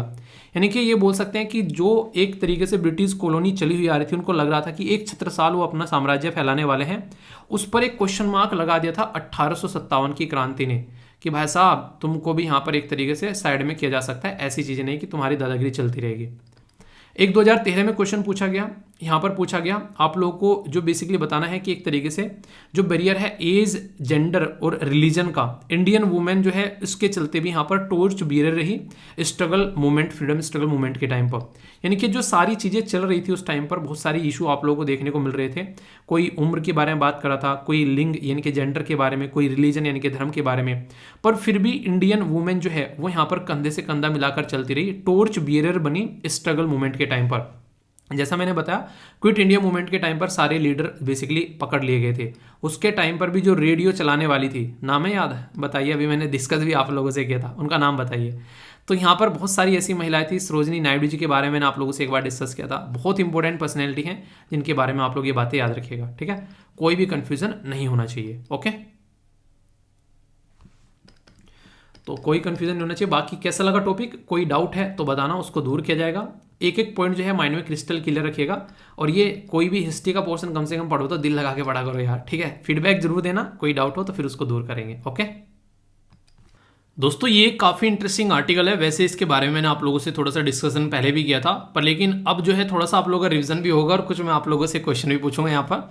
इससे ये पता चलेगा कि क्या आप लोग के याद है यहाँ पर। ये आप लोग को याद होगा डिप्टी स्पीकर के बारे में मैंने आप लोगों से एक टॉपिक डिस्कस किया था बड़े ही डिटेल में। किस किस को याद है, कौन कौन भूल गया, और ये बताओ पहले, ठीक है, क्योंकि भूलना मना है। चलिए पहले पूछ लेता हूँ, फिर तो एक्सप्लेन तो करूँगा। मैं आप लोगों को ये बताना है कि अगर स्पीकर की पोस्ट खाली हो तो डिप्टी स्पीकर वहाँ पर आ सकता है, ठीक है। तो ये मैंने आप लोगों से डिस्कस किया था।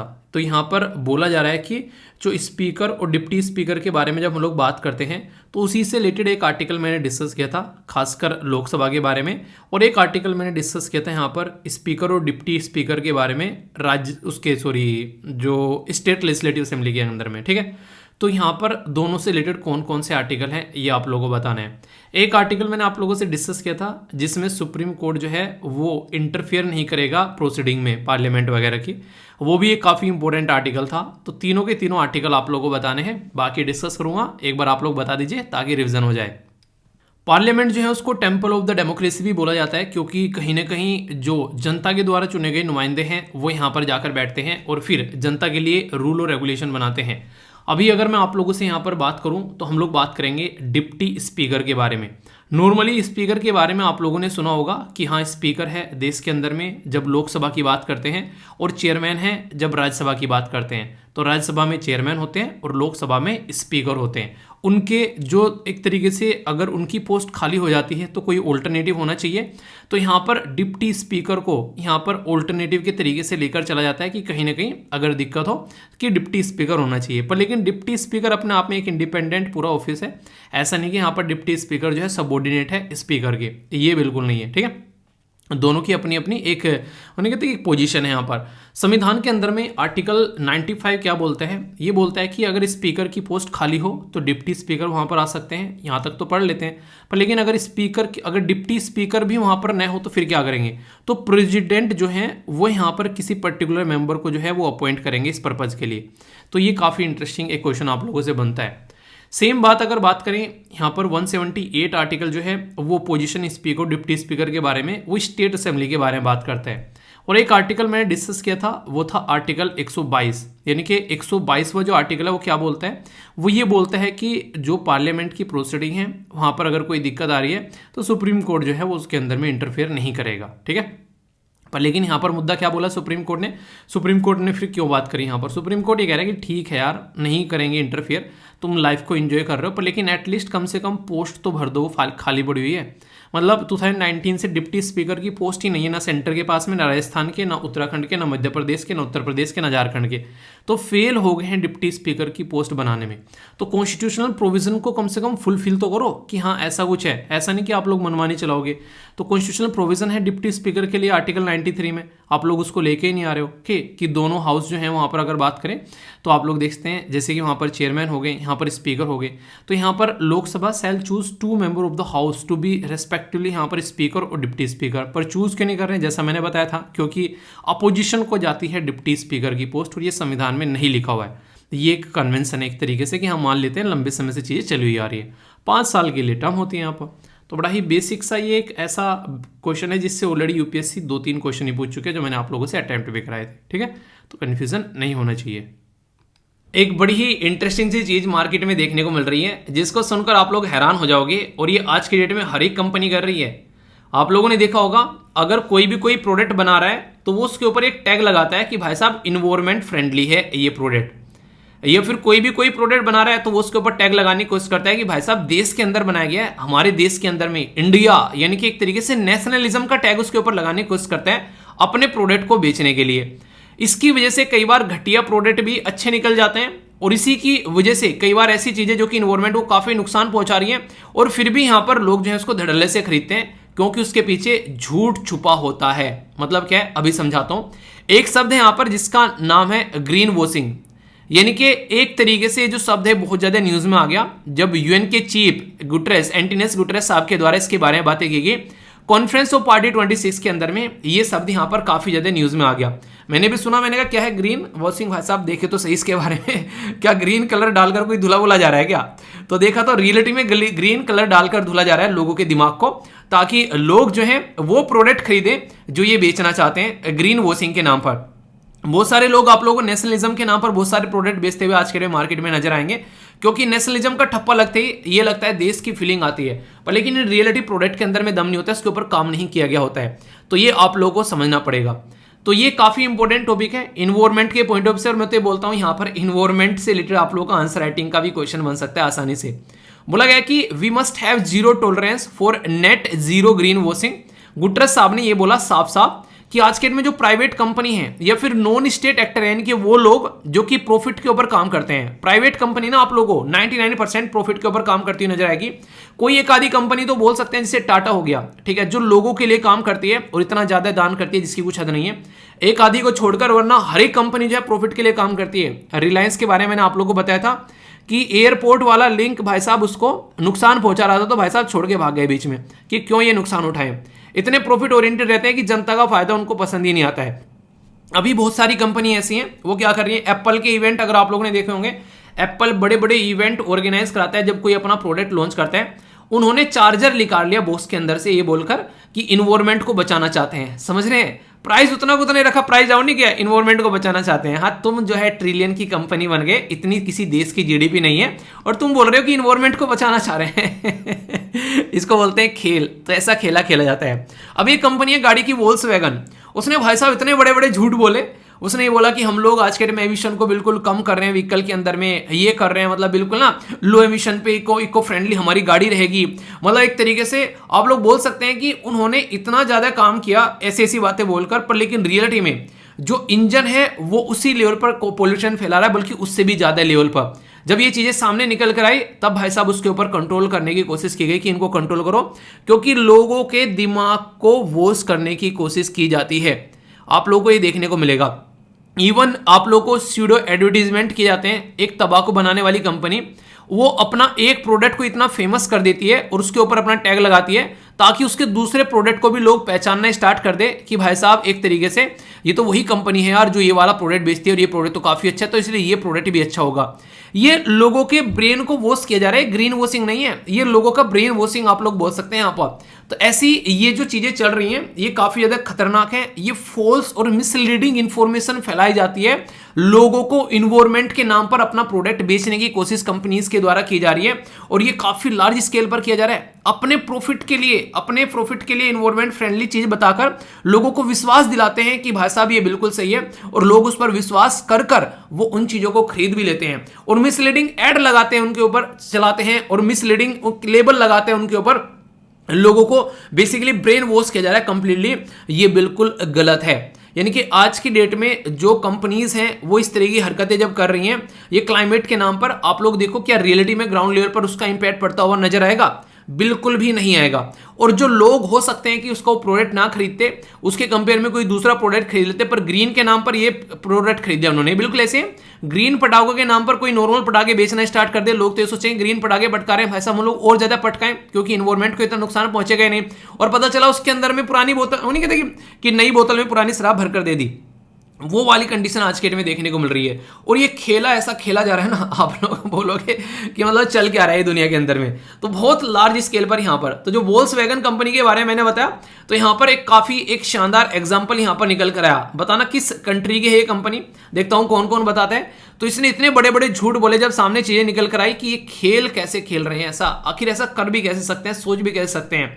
इंपैक्ट देखो आप लोग इसका, कंज्यूमर यानी कि जो कस्टमर है, यानी कि मेरे और आपके जैसे जो लोग हैं उनके ऊपर क्या इंपैक्ट पड़ेगा इसका। वो तो सोचेंगे यार इन्वायरमेंट फ्रेंडली सब्जेक्ट हम लोग यूज कर रहे हैं, मजा आ रहा है भाई साहब, हम लोग इन्वायरमेंट को नुकसान पहुंचा नहीं रहे, वो तो ये सोचेंगे ना दिमाग में, पर लेकिन इन रियलिटी वो कोई भी इन्वायरमेंट को फायदा नहीं पहुंचा रहे हैं। कंपनीज के लिए क्या चल रहा है, वो इस पर्टिकुलर सिस्टम में इसलिए इंगेज हो रही है क्योंकि यहां पर उनको बहुत ज्यादा प्रॉफिट आप लोगों को देखने को मिलेगा। और कोई भी कंज्यूमर होगा वो उन्हीं का प्रोडक्ट अगर चूज करेगा कि भाई साहब ये वाली कंपनी, बस यही कंपनी चाहिए, यही तो एनवायरमेंट का ध्यान रखती है, यही तो हमारे देश हित के बारे में बात करती है। अभी आप लोगों ने देखा होगा बाबा रामदेव जी की कंपनी जो है बहुत ही शानदार तरीके से आगे निकल कर आई, उसके अभी कई सारे प्रोडक्ट जो हैं वो बैन कर दिए गए हैं, ठीक है। उनमें सद आई ड्रॉप्स वगैरह पता नहीं क्या क्या थे, उसमें कई सारे प्रोडक्ट बैन कर दिए गए। वो नेशनलिज्म के नाम पर अपने प्रोडक्ट बेच रहे थे, उसके अंदर इतनी क्वालिटी देखने को नहीं मिल रही थी, ऐसी बातें यहां पर बताई जा रही है। तो ये ऐसी भी न्यूज अभी यहां पर सामने निकल कर आ रही थी जब मैं देख रहा था न्यूज। 5 या 6 के करीब कोई ऐसे प्रोडक्ट है जिन पर अभी यहां पर उनके उत्पादन पर ही रोक लगा दी गई है। ये समझ रहे हैं आप लोग, यहां पर ये बेसिकली उत्तराखंड के अंदर में किया गया यहां पर। तो उनका हर एक प्रोडक्ट क्या रहता है, देश का प्रोडक्ट है, ठीक है, देश हित में प्रोडक्ट है, पर लेकिन इन रियलिटी क्वालिटी मेंटेन रखने के नाम पर वहां पर क्वालिटी नहीं रहती है, बहुत सारे इश्यूज और देखने को मिलते हैं। तो ये तरीके आप लोग समझ सकते हैं कि यानी कि मार्केट का लूप होल देखकर मार्केट में घुस तो जा रहे हो, पर लेकिन क्या वो क्वालिटी आप लोग प्रोवाइड करा पा रहे हो जो मार्केट में क्वालिटी होनी चाहिए, वो वाली क्वालिटी आप लोगों को देखने को नहीं मिलती है। तो रिप्लेसमेंट अगर कर रहे हो तो प्रॉफिट के बेस पर नहीं, क्वालिटी के बेस पर करो, इन्वायरमेंट के बेस पर करो, लोगों की हेल्थ के बेस पर करो, ताकि वो सही लगे लोगों को और लोग उसका यूटिलाइजेशन भी करें। वो वाली चीजें आप लोगों को देखने को मिलेगी। जो ग्रीन इंडस्ट्री है यहां पर, उनके अंदर लोगों का ट्रस्ट कम होना स्टार्ट हो जाएगा। लोग बोलेंगे ग्रीन ग्रीन बोलकर ये तो ब्लैक पिला रहे हैं यार, ग्रीन टी बोलकर ब्लैक टी पिला दिया, ठीक है। नहीं बोलते कमा बिरयानी, वो क्या बोलते हो, कमा बिरयानी बोलकर क्या खिला दिया, वो वाली, वो कमा बिरयानी बोलकर कोई चिड़िया बिरयानी, क्या था वो डायलॉग था उस मूवी का, वो वाली चीजें आप लोगों को देखने को मिलेगी, ठीक है। तो ये सिचुएशन क्या है यहाँ पर, सिचुएशन सीधा सीधा यहाँ पर है कि कुछ और बोलकर कुछ और खिलाकर चले गए, तो ये काफी ज्यादा खतरनाक है। और इसका देखिए आप लोग कस्टमर पर नेगेटिव इंपैक्ट पड़ेगा, ठीक है, कंपनीज को प्रॉफिट हो जाएगा, इनडायरेक्ट वे में तो ये अपने ही ऊपर बर्बादी कर रहे हैं ना, यानी कि इस प्लेनेट पे ही रहेंगे, ये कंपनी वाले भी इसी प्लेनेट पर रहने वाले हैं, ऐसे तो नहीं मंगल ग्रह पर चले जाएंगे, हम लोग भी इसी ग्रह पर रहेंगे। जो नुकसान होगा वो तो सबको होने वाला है at the end of the day. जो क्लाइमेट चेंज वाली बातें हो रही हैं, किसानों के ऊपर जो इंपैक्ट पड़ रहा है, वो इनको वो नहीं दिख रहा है। ये बिल्कुल ऐसे ही है जैसे पॉलिथीन अपने घर में से निकालकर भाई साहब रोड के बराबर में ले जाकर फेंक दी कि हाँ हमारे घर में तो पॉलिथीन है नहीं, हम तो यूज कर ही नहीं है। गंदगी अपने घर में से निकालकर बराबर में फेंक दी। जिस मोहल्ले में आप लोग गंदगी फैल रही है वहां पर कल को पानी बरसेगा, कल को उसमें कीटाणु होंगे, हवा चलेगी, आप लोग घर में भी वो हवा आएगी, पानी घुमा फिराकर वो ग्राउंड टेबल में जाएगा, एक तरीके से पानी जमीन के अंदर जाएगा, आप लोग का वाटर टेबल, वही पानी आप लोग भी पीने वाले हैं, उसी पानी से कोई सब्जी उगाएगा, वही सब्जी आप भी खाने वाले हो। ऐसा क्यों लगता है आप लोगों को? अगर आप लोग इस पृथ्वी को गंदा करोगे तो किसी और की चीज गंदी कर रहे हो, आप लोग अपनी चीज बचा के ले जा रहे हो। इतना अच्छा सोच कहां से लाते हो मेरे दोस्त कंपनी वालों? तो ये वाली चीजें हैं और ये आप लोगों और मेरे ऊपर भी इंप्लीमेंट होता है। अगर हम लोग कुछ ऐसे काम करते हैं जिससे कि हम लोग सोचते हैं हमारा घर बस सेफ रहे, इससे उस इन्वायरमेंट उस पर्टिकुलर प्लैनेट पे कोई नेगेटिव इंपैक्ट जो है पड़ता रहे, तो वो इनडायरेक्ट वे में लंबे टाइम के बारे में जब आप लोग सोचोगे तो अपने ही पैरों पर कुल्हाड़ी मारते हुए नजर आओगी। तो ये चीजें जरूरी हैं, इनके बारे में सोचा जाए, ये जरूरी है। अगर नहीं सोचेंगे तो ये बहुत ही एक नेगेटिव इंपैक्ट डालता हुआ नजर आएगा। इसलिए बोलते हैं कि ये सारी वो चीजें हैं जिनके बारे में बात होनी चाहिए। इवन ये चीजें तो लोगों को स्कूल में पढ़ानी चाहिए और बच्चों को, ताकि बच्चे समझ सकें। चलो बच्चों को तो पढ़ा दी, इनका क्या करें जो ये खुद ही हरकतें कर रहे हैं, उनके ऊपर तो बड़े से बड़े चार्ज लगने चाहिए। तो इनको अवॉइड कैसे करना है, तो स्पेसिफिक रहना पड़ेगा। ठीक है, इसके बारे में अगर बोला जाए, आप लोग इसके ऊपर क्वेश्चन दूंगा पूरा आंसर लिखने के लिए, बहुत ही शानदार तरीके का आंसर आप लोगों को लिखना है।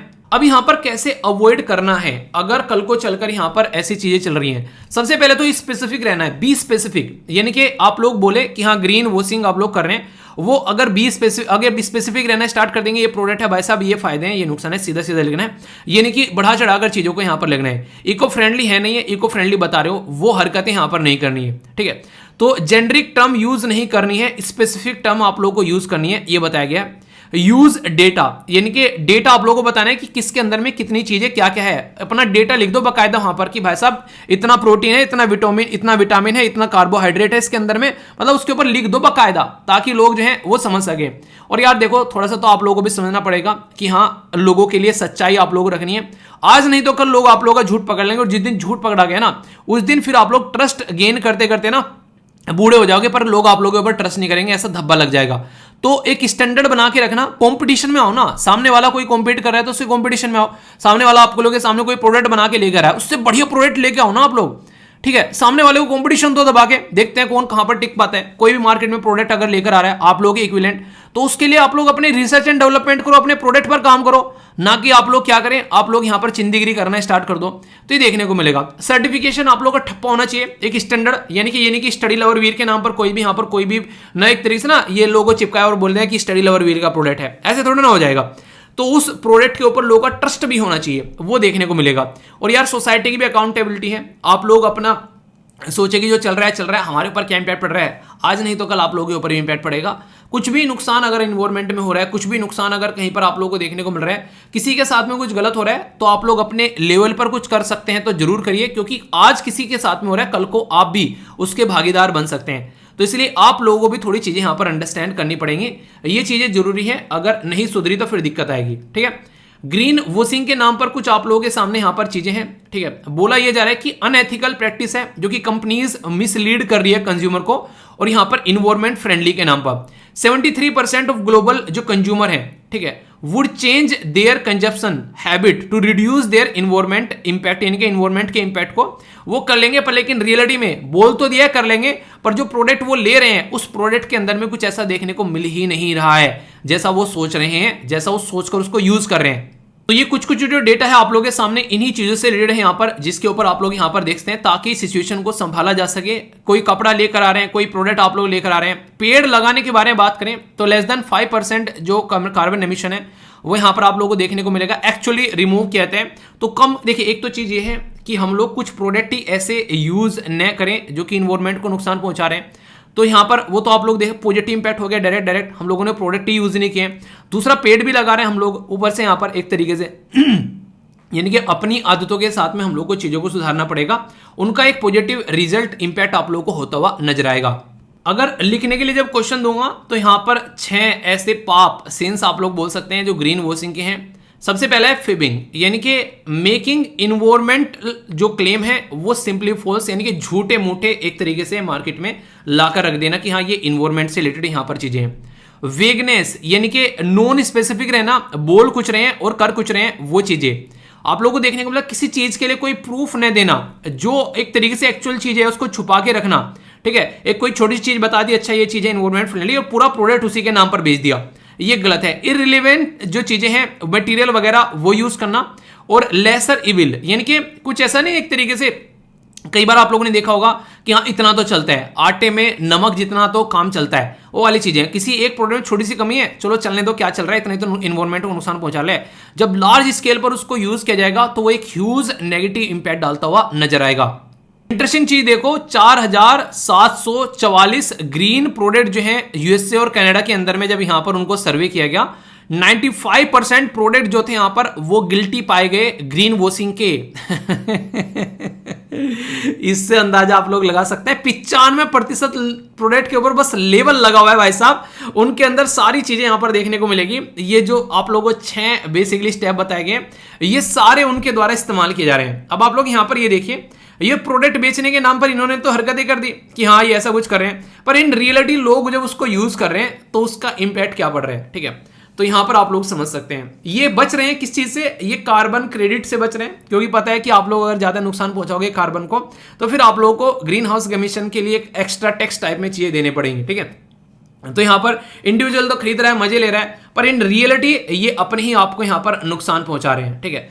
कार्बन क्रेडिट का कॉन्सेप्ट जो है वो यहां पर काफी अच्छा लगा था जब मुझे लगा जो इंडस्ट्रीज है जो इन्वायरमेंट को नुकसान पहुंचा रही है, ठीक है, उनको यहां पर देखने को मिलेगा ऐसे लोग जो कि इन्वायरमेंट को नुकसान नहीं पहुंचा रहे हैं, या फिर ऐसी कंपनी या फिर ऐसी कंट्री, उनको यहां पर एक तरीके से उनको टैक्स पे करना पड़ेगा। यानी कि अगर मैं इन्वायरमेंट को नुकसान पहुंचा रहा हूं और आप लोग इन्वायरमेंट को नुकसान नहीं पहुंचा रहे हैं, आप लोग बेसिकली अच्छे से एंजॉय कर रहे हैं एक तरीके से इन्वायरमेंट नेचर के साथ में, तो आप लोगों को मुझको जो है टैक्स पे करना पड़ेगा, या फिर उस कंट्री को या फिर उस पर्टिकुलर फैक्ट्रीज को। ये इस तरीके से कार्बन क्रेडिट की बात की गई, यानी कि मुझे मेरे पास में यहां पर बेसिकली जो भी नेगेटिव चीजें उसके लिए पे करना पड़ेगा यहां पर। यानी कि ये जो धरती है, ये जो इन्वायरमेंट है, ये मेरे बेसिकली परिवार का नहीं है कि मेरी जायदाद है, मैं इसको जितना चाहूं उतना बर्बाद करूं, तो ये बिल्कुल गलत तरीका है और इसके ऊपर काम करना बहुत ज्यादा जरूरी है। तो ये बेसिक इंफॉर्मेशन है, आई होप कि आप लोगों के माइंड में इसको लेकर क्लैरिटी आई होगी। 2011 में ये जो कार्बन क्रेडिट शब्द बोला है मैंने, इसके ऊपर यूपीएससी ने क्वेश्चन पूछ लिया और इंटरेस्टिंग पूछा गया कि नोट करेक्ट आप लोगों को बताना है, ठीक है। तो बोला गया कि कार्बन क्रेडिट जो सिस्टम है ये एक तरीके से क्योटो प्रोटोकॉल के द्वारा भी यहां पर रेक्टिफाई किया गया, ठीक है। दूसरा बोला गया कार्बन क्रेडिट जो है ये बेसिकली उस ग्रुप या फिर कंट्री को दिया जाता है जिन्होंने रिड्यूस किया है ग्रीन हाउस एमिशन का कोटा अपना। कार्बन क्रेडिट का जो गोल है वो बेसिकली एक तरीके से आप लोग बोल सकते हैं the goal of the carbon credit system is to limit the increase, जो यहां पर उसको लिमिट करना जो इंक्रीज कार्बन डाई एमिशन हो गया है। तीसरा बोला गया कि यूएन जो है वो फिक्स करता है इसके लिए टाइम टू टाइम चीजें, ऐसा कुछ नहीं है, ये लास्ट स्टेटमेंट जो है वो गलत है यहां पर, ठीक है। तो ये पूरा सिस्टम आप लोगों के सामने है, यहाँ पर इस तरीके से क्वेश्चन भी आप लोगों से यूपीएससी ऑलरेडी पूछ चुकी है इस पर्टिकुलर टॉपिक से। इंटरेस्टिंग 2022 में अगर यूपीएससी का आप लोगों ने बेसिकली क्वेश्चन पेपर उठाकर देखा होगा, ग्रीन वॉशिंग के बारे में शानदार क्वेश्चन पूछा गया आप लोगों से। ये डायरेक्ट आप लोग देखते हैं, जिसको लगे कि यार ये टॉपिक कहां से आ गया, अभी इसके ऊपर आंसर राइटिंग में भी आप लोगों से क्वेश्चन बनेंगे आने वाले टाइम में। बात की जा रही है कि कन्वे करना फॉल्स इंप्रेशन दैट कंपनी के प्रोडक्ट जो है वो इको फ्रेंडली है और इन्वायरमेंटली साउंड है, ये बातें यहां पर बताई जा रही है, ठीक है। तो ये आप लोग समझ सकते हैं यहाँ पर ये जो स्टेटमेंट है, ये पहली स्टेटमेंट आप लोग यहां पर करेक्ट हो गई। देखिए लोगों को मिसलीडिंग इंफॉर्मेशन देना ताकि वो उनके प्रोडक्ट यहां पर खरीदना स्टार्ट कर दें, है कि नहीं। नेक्स्ट क्वेश्चन आप लोगों के सामने है, फिर से ग्रीन वॉशिंग के रेफरेंस में यहां पर दे दिया गया क्वेश्चन आप लोगों के लिए बनाया गया। बोला गया it is the process of conveying A true impression और लीडिंग जो इंफॉर्मेशन अबाउट द कंपनी जो प्रोडक्ट है आर इन्वायरमेंट फ्रेंडली, ठीक है। ये इन्वॉल्व करता है यहाँ पर अनसस्टेन क्लेम जो कि सस्टेन नहीं है, यहाँ पर कंज्यूमर के लिए जो बेसिकली बिलीफ दिलाया जाता है उनको ताकि पॉजिटिव रहे, पर लेकिन रियलिटी में पॉजिटिव नहीं रहता है, ठीक है। कौन सी स्टेटमेंट यहाँ पर करेक्ट पूछा गया है, only one, only two, both या फिर नन ऑफ द अबव। सही आंसर क्या है, करेक्ट स्टेटमेंट पूछा गया और यहाँ पर ट्रू इन्फॉर्मेशन की बात की जा रही है जबकि मिसलीडिंग होता है, ठीक है। तो आंसर क्या हो गया, ये स्टेटमेंट गलत है, तो आंसर यहाँ पर बी हो गया, ठीक है। तो ऐसे क्वेश्चन आप लोगों से पूछे जाएंगे। एक क्वेश्चन आप लोगों के सामने यहाँ पर कार्बन क्रेडिट के बारे में बोला जा रहा है। कार्बन क्रेडिट ये एक तरीके से मेजरेबल वेरीफाइबल एमिशन है जो रिडक्शन करता है सर्टिफाइड ये क्लाइमेट एक्शन प्रोजेक्ट्स के बारे में, ठीक है। ये प्रॉपर एक सिस्टम तैयार किया गया। ये जो प्रोजेक्ट है यहाँ पर ये रिड्यूस, रिमूव और अवॉइड करते हैं ग्रीन हाउस गैस को। तीसरा बोला गया यहाँ पर कि ऑर्गेनाइजेशन या इंडिविजुअल जो कि बाय करती है कार्बन जो यहाँ पर कार्बन क्रेडिट वो टेम्परेरली एक तरीके से, या फिर ये एक तरीके से रिटायर्ड, या फिर सो लेटर इट कैन रीयूज, ऐसी यहां पर बात की जा रही है। कौन सी स्टेटमेंट करेक्ट है, ये बोला गया है only one, only two, all three, या फिर नन ऑफ द अबव। तो यहां पर ये टेम्परेरी नहीं है, क्योंकि वो उसको मिल गया तो वो इसके लिए परमानेंट हो गया, ठीक है। तो ये स्टेटमेंट यहां पर इनकरेक्ट है, बाकी दोनों की दोनों स्टेटमेंट जो है वो करेक्ट है। तो आंसर यहां पर क्या हो गया, आंसर यहां पर बी हो गया, ठीक है। तो ऐसे स्टेटमेंट है यहां पर। 2014 में यूपीएससी ने मेंस के अंदर में यहां पर क्वेश्चन पूछा, जो कि आप लोग देखते हैं कार्बन क्रेडिट के बारे में बात की जा रही है, और क्लीन इन्वायरमेंट के बारे में, और यूएनएफसीसी यानी कि United nation framework convention on climate change, और इंडिया के बारे में बोला गया कि इंडिया के इकोनॉमिक ग्रोथ के साथ में किस तरीके से आप लोग इसको कनेक्ट कर सकते हैं। तो क्वेश्चन काफी इंटरेस्टिंग है। या ग्रीन वॉशिंग के ऊपर क्वेश्चन आप लोगों के लिए पोस्ट करूंगा एक बनाकर, जो कि अच्छा क्वेश्चन होगा, उसको आप लोग अटेम्प्ट कर सकते हैं। फिर कार्बन क्रेडिटिंग के ऊपर, तो यहां से आगे भी क्वेश्चन आप लोगों से बन सकते हैं, ठीक है। तो कैसा लगा ये आर्टिकल, फीडबैक अपना जरूर देना, जैसा भी आप लोगों को लगता है अच्छा है बुरा। कहीं पर कोई ऐसी इन्फॉर्मेशन जो कि समझ में ना आई, वो भी आप लोग पूछ सकते हैं। और बाकी आगे से कोई भी प्रोडक्ट अगर मार्केट में खोजें, खरीदें, तो रिसर्च एंड स्टडी कर खरीदें या खोजें, ताकि उसका कोई नेगेटिव इंपैक्ट न देखने को मिले, ठीक है। आई होप कि आप लोग ये चीजें समझ रहे होंगे। दोस्तों ये जो आर्टिकल है बहुत इंपॉर्टेंट है, और रिसेंटली अभी काफ़ी ज़्यादा न्यूज़ में भी यहाँ पर देखने को मिला। बात की जा रही है सिंकुल्ला टनल के बारे में। ये पहले भी न्यूज़ में था, टाइम टू टाइम अभी न्यूज़ में आ रहा है, क्योंकि पड़ोस में चाइना बैठा हुआ है, उसकी बदतमीजी चल रही है, तो बार बार इस तरीके के आर्टिकल न्यूज़ में आते रहेंगे। तो सिक्योरिटी के पॉइंट ऑफ व्यू से भी, ज्योग्राफी के पॉइंट ऑफ व्यू से भी, और वैसे अगर बात करें हमारे जो बॉर्डर इशू है उसके पॉइंट ऑफ व्यू से भी ये आर्टिकल इंपॉर्टेंट होता है। इसके साथ में एक ऑर्गेनाइजेशन भी कवर करूंगा, जिसको बोलते हैं बॉर्डर रोड ऑर्गेनाइजेशन। अगर बात करें तो ये वाला मैप आप लोग देखिए, आप लोगों को यहाँ पर दिख रहा होगा, यहाँ पर ये नीचे क्या लिखा हुआ है, नीचे लिखा हुआ है मनाली। मनाली से थोड़ा ऊपर जाएंगे तो आप लोगों को दारचा देखने को मिलेगा। यहाँ पर है ये पर्टिकुलर टनल, जिसको बोला गया यहाँ पर सिंकुल्ला, ठीक है। इसके ऊपर जाएंगे तो आप लोगों को पादुम देखने को मिलेगा। यहाँ पर आप लोग जाएंगे तो आप लोगों को नीमू, और फिर लेह। तो यानी कि मनाली से लेह जाने तक का रास्ता जो है, ये पर्टिकुलर रीजन आप लोगों को यहाँ पर देखने को मिल रहा है। कई बार यहाँ पर ये जो रीजन है ये कट हो जाता है, और इसकी वजह से इशू देखने को मिलते हैं। अगर टनल बन जाएगा तो एक एवरग्रीन रोड यहाँ पर आप लोगों को देखने को मिल जाएगी।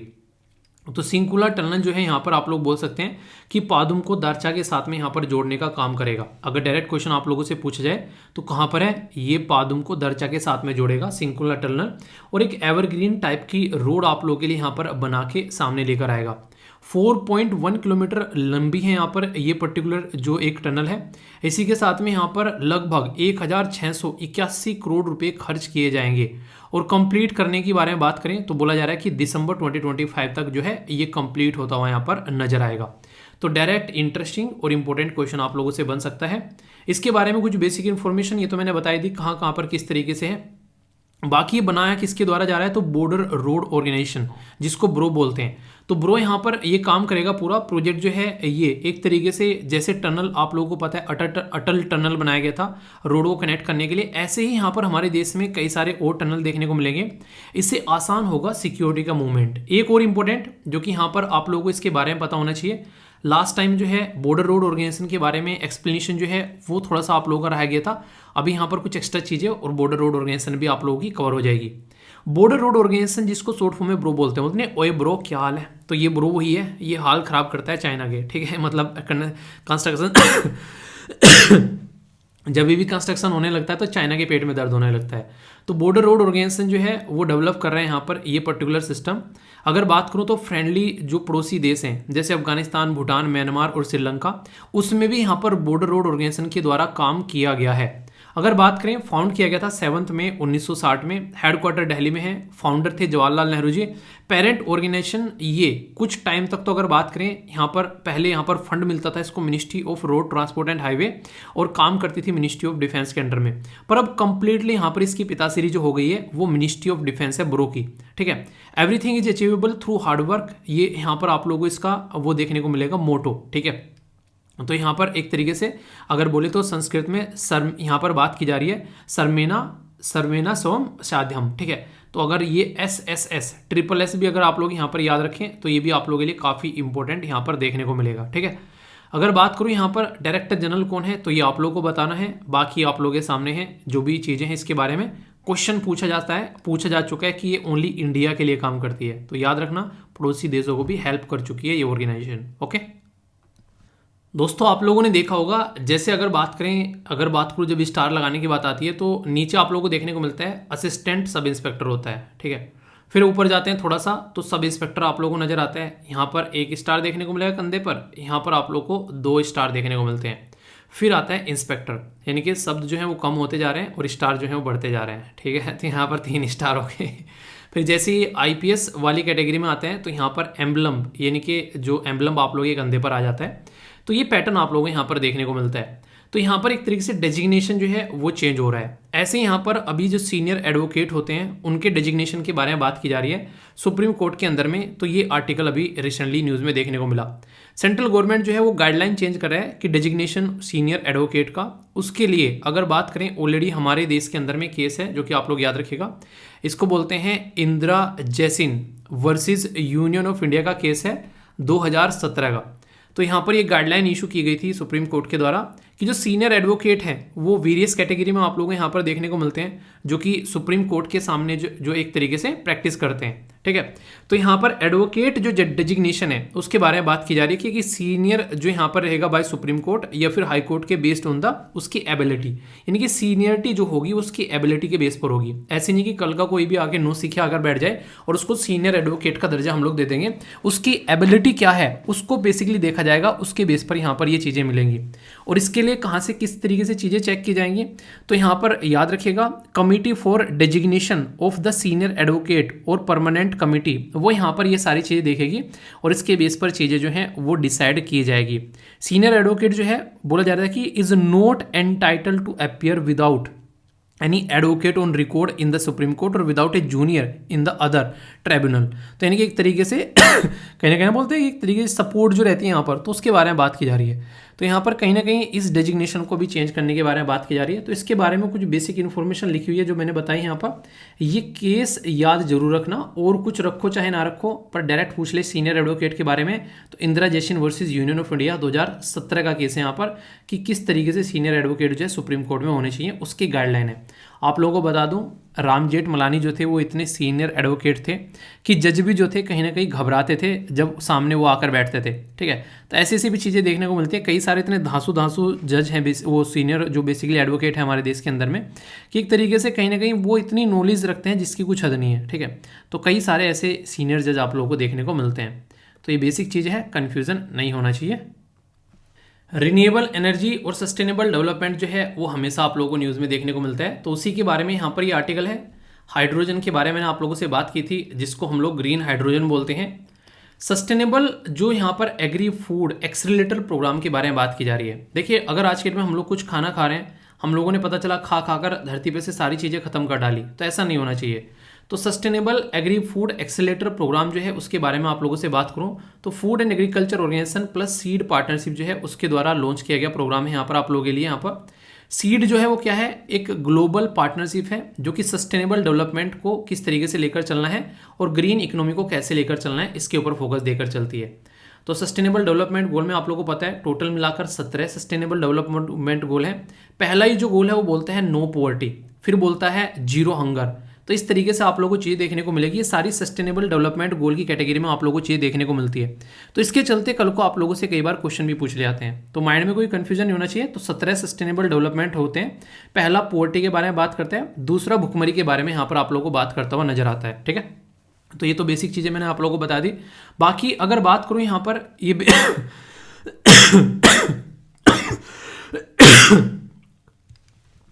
कई दिनों से ना क्या ही बताऊं, बस सोना उठना बिल्कुल उल्टा सीधा हो गया। सस्टेनेबल डेवलपमेंट गोल जो है एक्सीलेटर, अगर उसके बारे में बात की अब ये मत पूछने लगना कि सिर्फ अपनी सेहत का ध्यान रखा करो, ठीक है। कभी कभी कुछ चीज़ें होती हैं यार, मतलब आउट ऑफ द बॉक्स जाना पड़ता है आप लोग को चीज़ें करने के लिए, तो वही सब चीज़ें हैं। यूएन इन्वायरमेंट प्रोग्राम यूएनईपी और यूएन डेवलपमेंट प्रोग्राम यूएनडीपी और international union for convention of nature, इनके द्वारा मिलकर इसको फाउंड किया गया। Sustainable development agri accelerator programme जो है वो डेजिग्नेट करता है इन सब चीज़ों को कि किस तरीके से हम लोग को जो बिजनेस कंट्रीब्यूशन यूएन जो सस्टेनेबल डेवलपमेंट गोल है उसके अंदर में यहाँ पर होना चाहिए। 12 यहाँ पर एसएमई आप लोगों को देखने को मिलेंगे प्रोग्राम जो कि इसके साथ में ज्वाइन करते हैं, फाइनेंशियल रेडीनेस के लिए, इनोवेशन पोटेंशियल के लिए और मार्केट रीच के लिए। कोई भी अगर चीज़ें आ रही हैं आप लोगों को पता होना चाहिए उसके बारे में कि अगर मान लीजिए कुछ स्टार्ट करना है, ठीक है, तो पहले उसके लिए बेस बनाना पड़ेगा और एक टारगेट रखना पड़ेगा। ऐसे ही यहाँ पर सस्टेनेबल डेवलपमेंट गोल का टारगेट है 2030 तक का कि ये चीज़ें अचीव करनी है। हालांकि टारगेट तो यहाँ पर मिलेनियम डेवलपमेंट गोल का भी था जिनको पहले MDG बोला करते थे, पर लेकिन वो अचीव नहीं कर पाए। तो अब देखते हैं सस्टेनेबल डेवलपमेंट गोल को कितना अचीव यहाँ पर कर पाते हैं, ठीक है। बाकी जब एनर्जी के बारे में बात करते हैं तो विंड एनर्जी सबसे ज़्यादा है रिन्यूएबल के टाइम पर आज पर, दूसरे नंबर पर hydro energy, hydro power basically, फिर सोलर, फिर बायोमास और फिर जियोथर्मल। ये सारी की सारी रिन्यूएबल एनर्जी की कैटेगरी में आती है। तो ये आप लोग यहाँ पर याद रख सकते हैं, कन्फ्यूजन नहीं होना चाहिए, कई बार कन्फ्यूजन हो जाता है, ठीक है। नॉन बैंकिंग फाइनेंशियल कंपनी वो कंपनी होती है जो कि एक प्रॉपर बैंकिंग की तरीके से काम नहीं करती, जैसे बैंक करता है, ठीक है, उतनी पावर उनके अंदर में नहीं रहती है। अभी यहाँ पर बहुत सारी ऐसी कंपनी है हमारे देश के अंदर में जो इस पर्टिकुलर एरिया में काम करती है। तो इसी से रिलेटेड यहाँ पर आर्टिकल है, first loan default guarantee structure के बारे में बात की जा रही है। यानी कि अगर कल को लोन जो है वो डिफॉल्ट हो जाता है उसको कैसे हैंडल करना है उसके बारे में बात की जा रही है। अगर एब्सेंस बात की जा रही है, in the absence of clarity from RBI या फिर bank and the non banking financial companies, ये यहाँ पर कोशिश की जा रही है फिनटेक या फिर जो डिजिटल लैंडिंग ऐप है ये यहाँ पर इनको रखा जाएगा फर्स्ट लोन डिफॉल्ट गारंटी के तहत, स्ट्रक्चर के तहत, ताकि कंडीशन जो है उसको हैंडल किया जा सके। आप लोगों को एक बात बता दूं, जैसे हमारे देश के अंदर में कोई नया सब्जेक्ट आता है तो आप लोगों को पता है 3 लिस्ट हैं, union list, state list, concurrent list. Starting में जो भी सब्जेक्ट आएगा यहाँ पर उसको यूनियन लिस्ट के अंदर में रखा जाता है, ठीक है, ताकि उसको चीज़ों को हैंडल किया जा सके। बाद में देख लेंगे फिर क्या होगा, यानी कि जिसको ये समझ में नहीं आता कहाँ डालना है उसको यूनियन लिस्ट के अंदर में डाल देते हैं, ठीक है। तो FLDG है जो ऐसी आप लोग यहाँ पर ये लिस्ट बोल सकते हैं यहाँ पर कि चीज़ों को हैंडल करने के लिए, रेगुलेट करने के लिए यहाँ पर ये है। FLD जो है ये थर्ड पार्टी गारंटी भी है एक तरीके से, कंपनसेशन के लिए नहीं, एक तरीके से कोई है कि वैसा बैंक में गारंटर के तौर पर आप लोग चले जाते हैं, तो चीज़ों को सुधारने का एक तरीका आप लोग यहाँ पर इसको बोल सकते हैं। छोटी सी न्यूज़ है पर हल्का सा याद रखिएगा, फुल फॉर्म ही पूछ ले आप लोगों से कि FLDG क्या है, किससे रिलेटेड है यहाँ पर ये, तो एटलीस्ट इतना तो आप लोगों को पता ही होना चाहिए, ठीक है।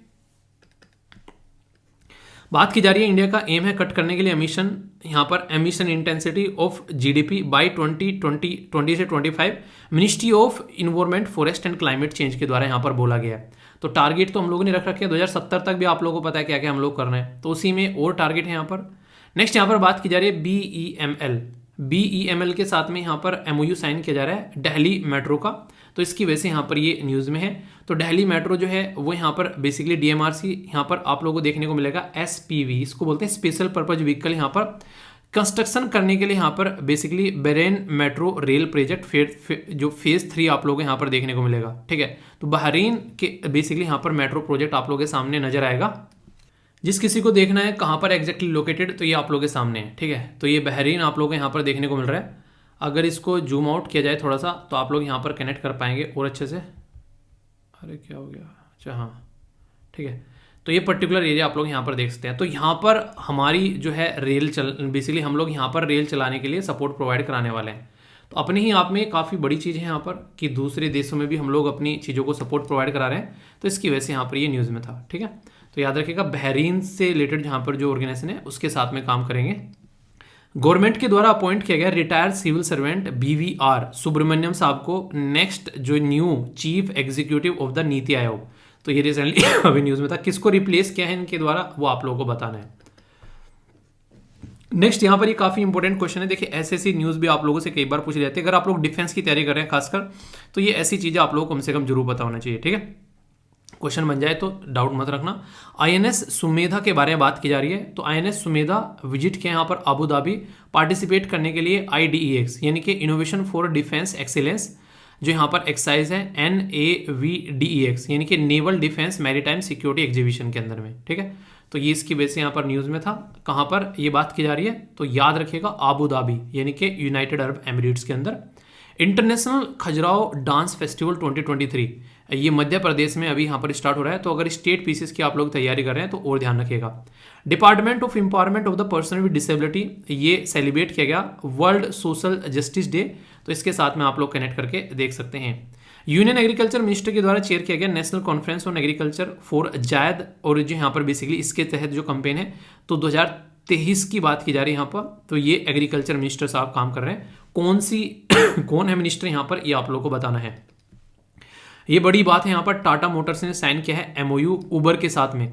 ताकि सप्लाई की जाए यहाँ पर 25,000 एक्सप्रेस टी इलेक्ट्रिक व्हीकल। उबर जो है उसको इलेक्ट्रिक करने की बात चल रही है यहाँ पर। उबर एक ऐसी कंपनी है जिसने दुनिया में पैटर्न चेंज कर दिया, वरना कोई सोचता था कि जितना बड़ा एक सिस्टम चलता था यहाँ पर टैक्सी का, उसको तोड़ के उबर जैसी चीज़ आएगी और इतने सारे लोगों को जॉब प्रोवाइड करा देगी, मन करे चलाओ नहीं चले मत कराओ। तो उस तरीके से समझ सकते हैं।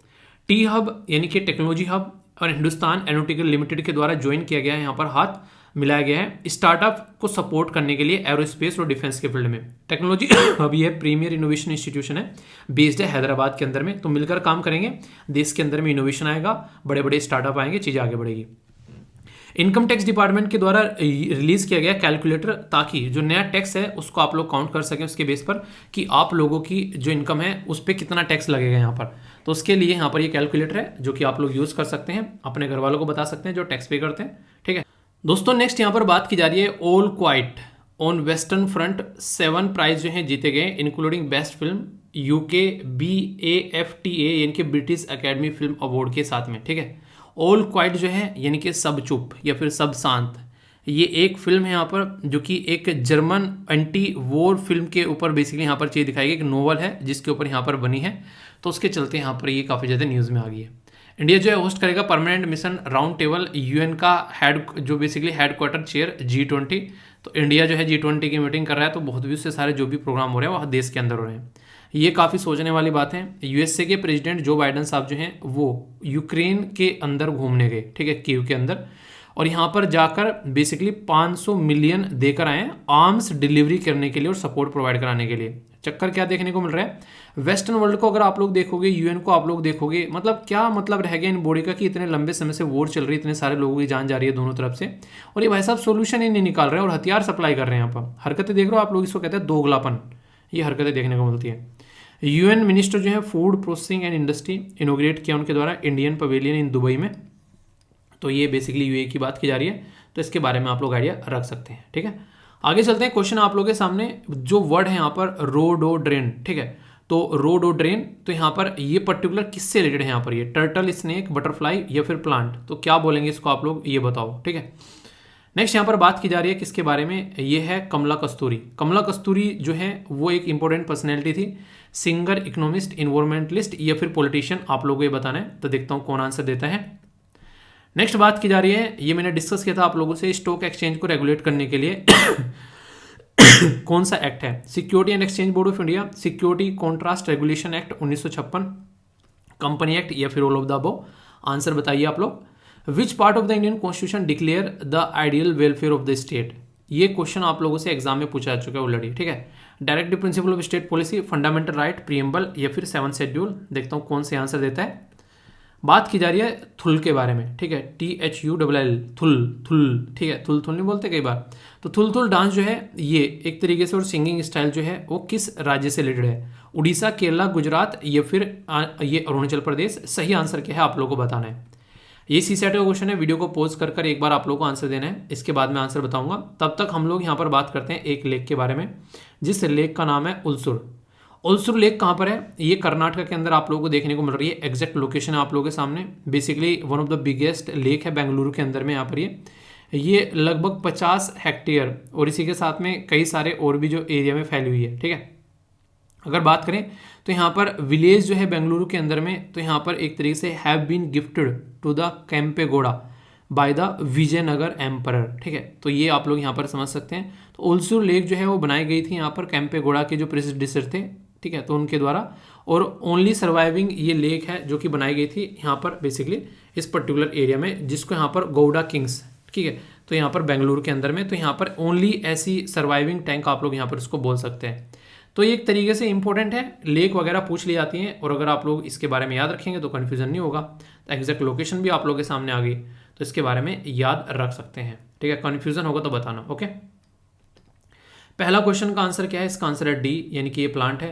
दूसरे क्वेश्चन का आंसर क्या है, याद रखिएगा, ये एक इन्वायरमेंटलिस्ट थी। ठीक है, रिसेंटली अभी हमारे बीच में नहीं रही, तो क्वेश्चन भी आप लोगों से यहाँ पर पूछा जा सकता है इनके बारे में, क्योंकि रीज़न क्या है, इनके द्वारा बहुत सारे कैंपेन चलाए गए पेड़ लगाने के लिए, और इसी के साथ में PIL भी यहाँ पर गई कि किस तरीके से जो है कई सारी चीज़ों को यहाँ पर ठीक करने की बात इनके द्वारा की गई तमिलनाडु के अंदर में, ताकि चीज़ें जो है सुधारी जा सकी। कावेरी को सेव करने के लिए भी कैंपेन चलाया गया, ठीक है।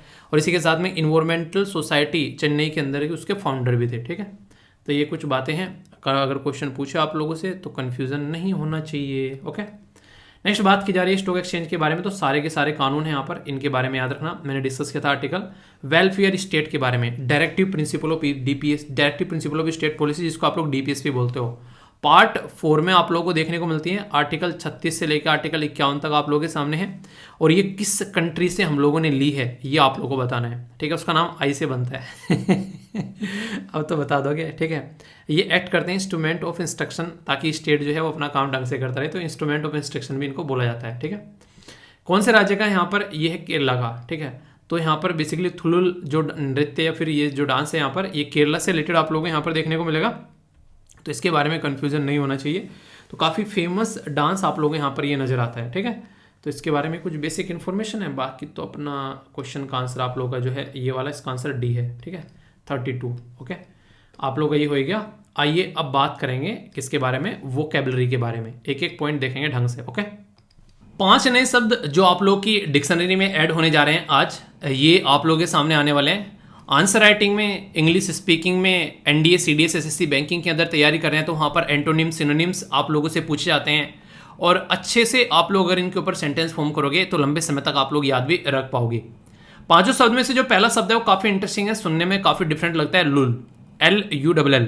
तो ये शांत काल बोला गया है, यानी कि किसी भी इंसान को अगर आप लोग भ्रामक तरीके से शांति फील कराना, उसको अच्छा महसूस कराना, एक तरीके से वो इरिटेट हो रहा है पर फिर भी उसको शांत करा देना, शांत करना, शांत कराना, तो एक तरीके से ये रहेगा लुल, ठीक है। तो यानी कि अच्छी चीज़ें अगर देखा जाए तो इसके अपोजिट होगा कि चीज़ों को बढ़ा देना बहुत ज़्यादा है, और वो चीज़ें आप लोगों को देखने को मिलेगी। तो आगे से लुल या फिर चुल जो 2 शब्द होते हैं चुल क्या है वो आप लोग बताना, लुल मैंने बता दिया, ठीक है। इंटरेस्टिंग और इंपॉर्टेंट शब्द है और फीलिंग के साथ में कनेक्टेड है यहाँ पर, इसको बोलते हैं रेमिनिशेंट, यानी कि यादें ताज़ा करना।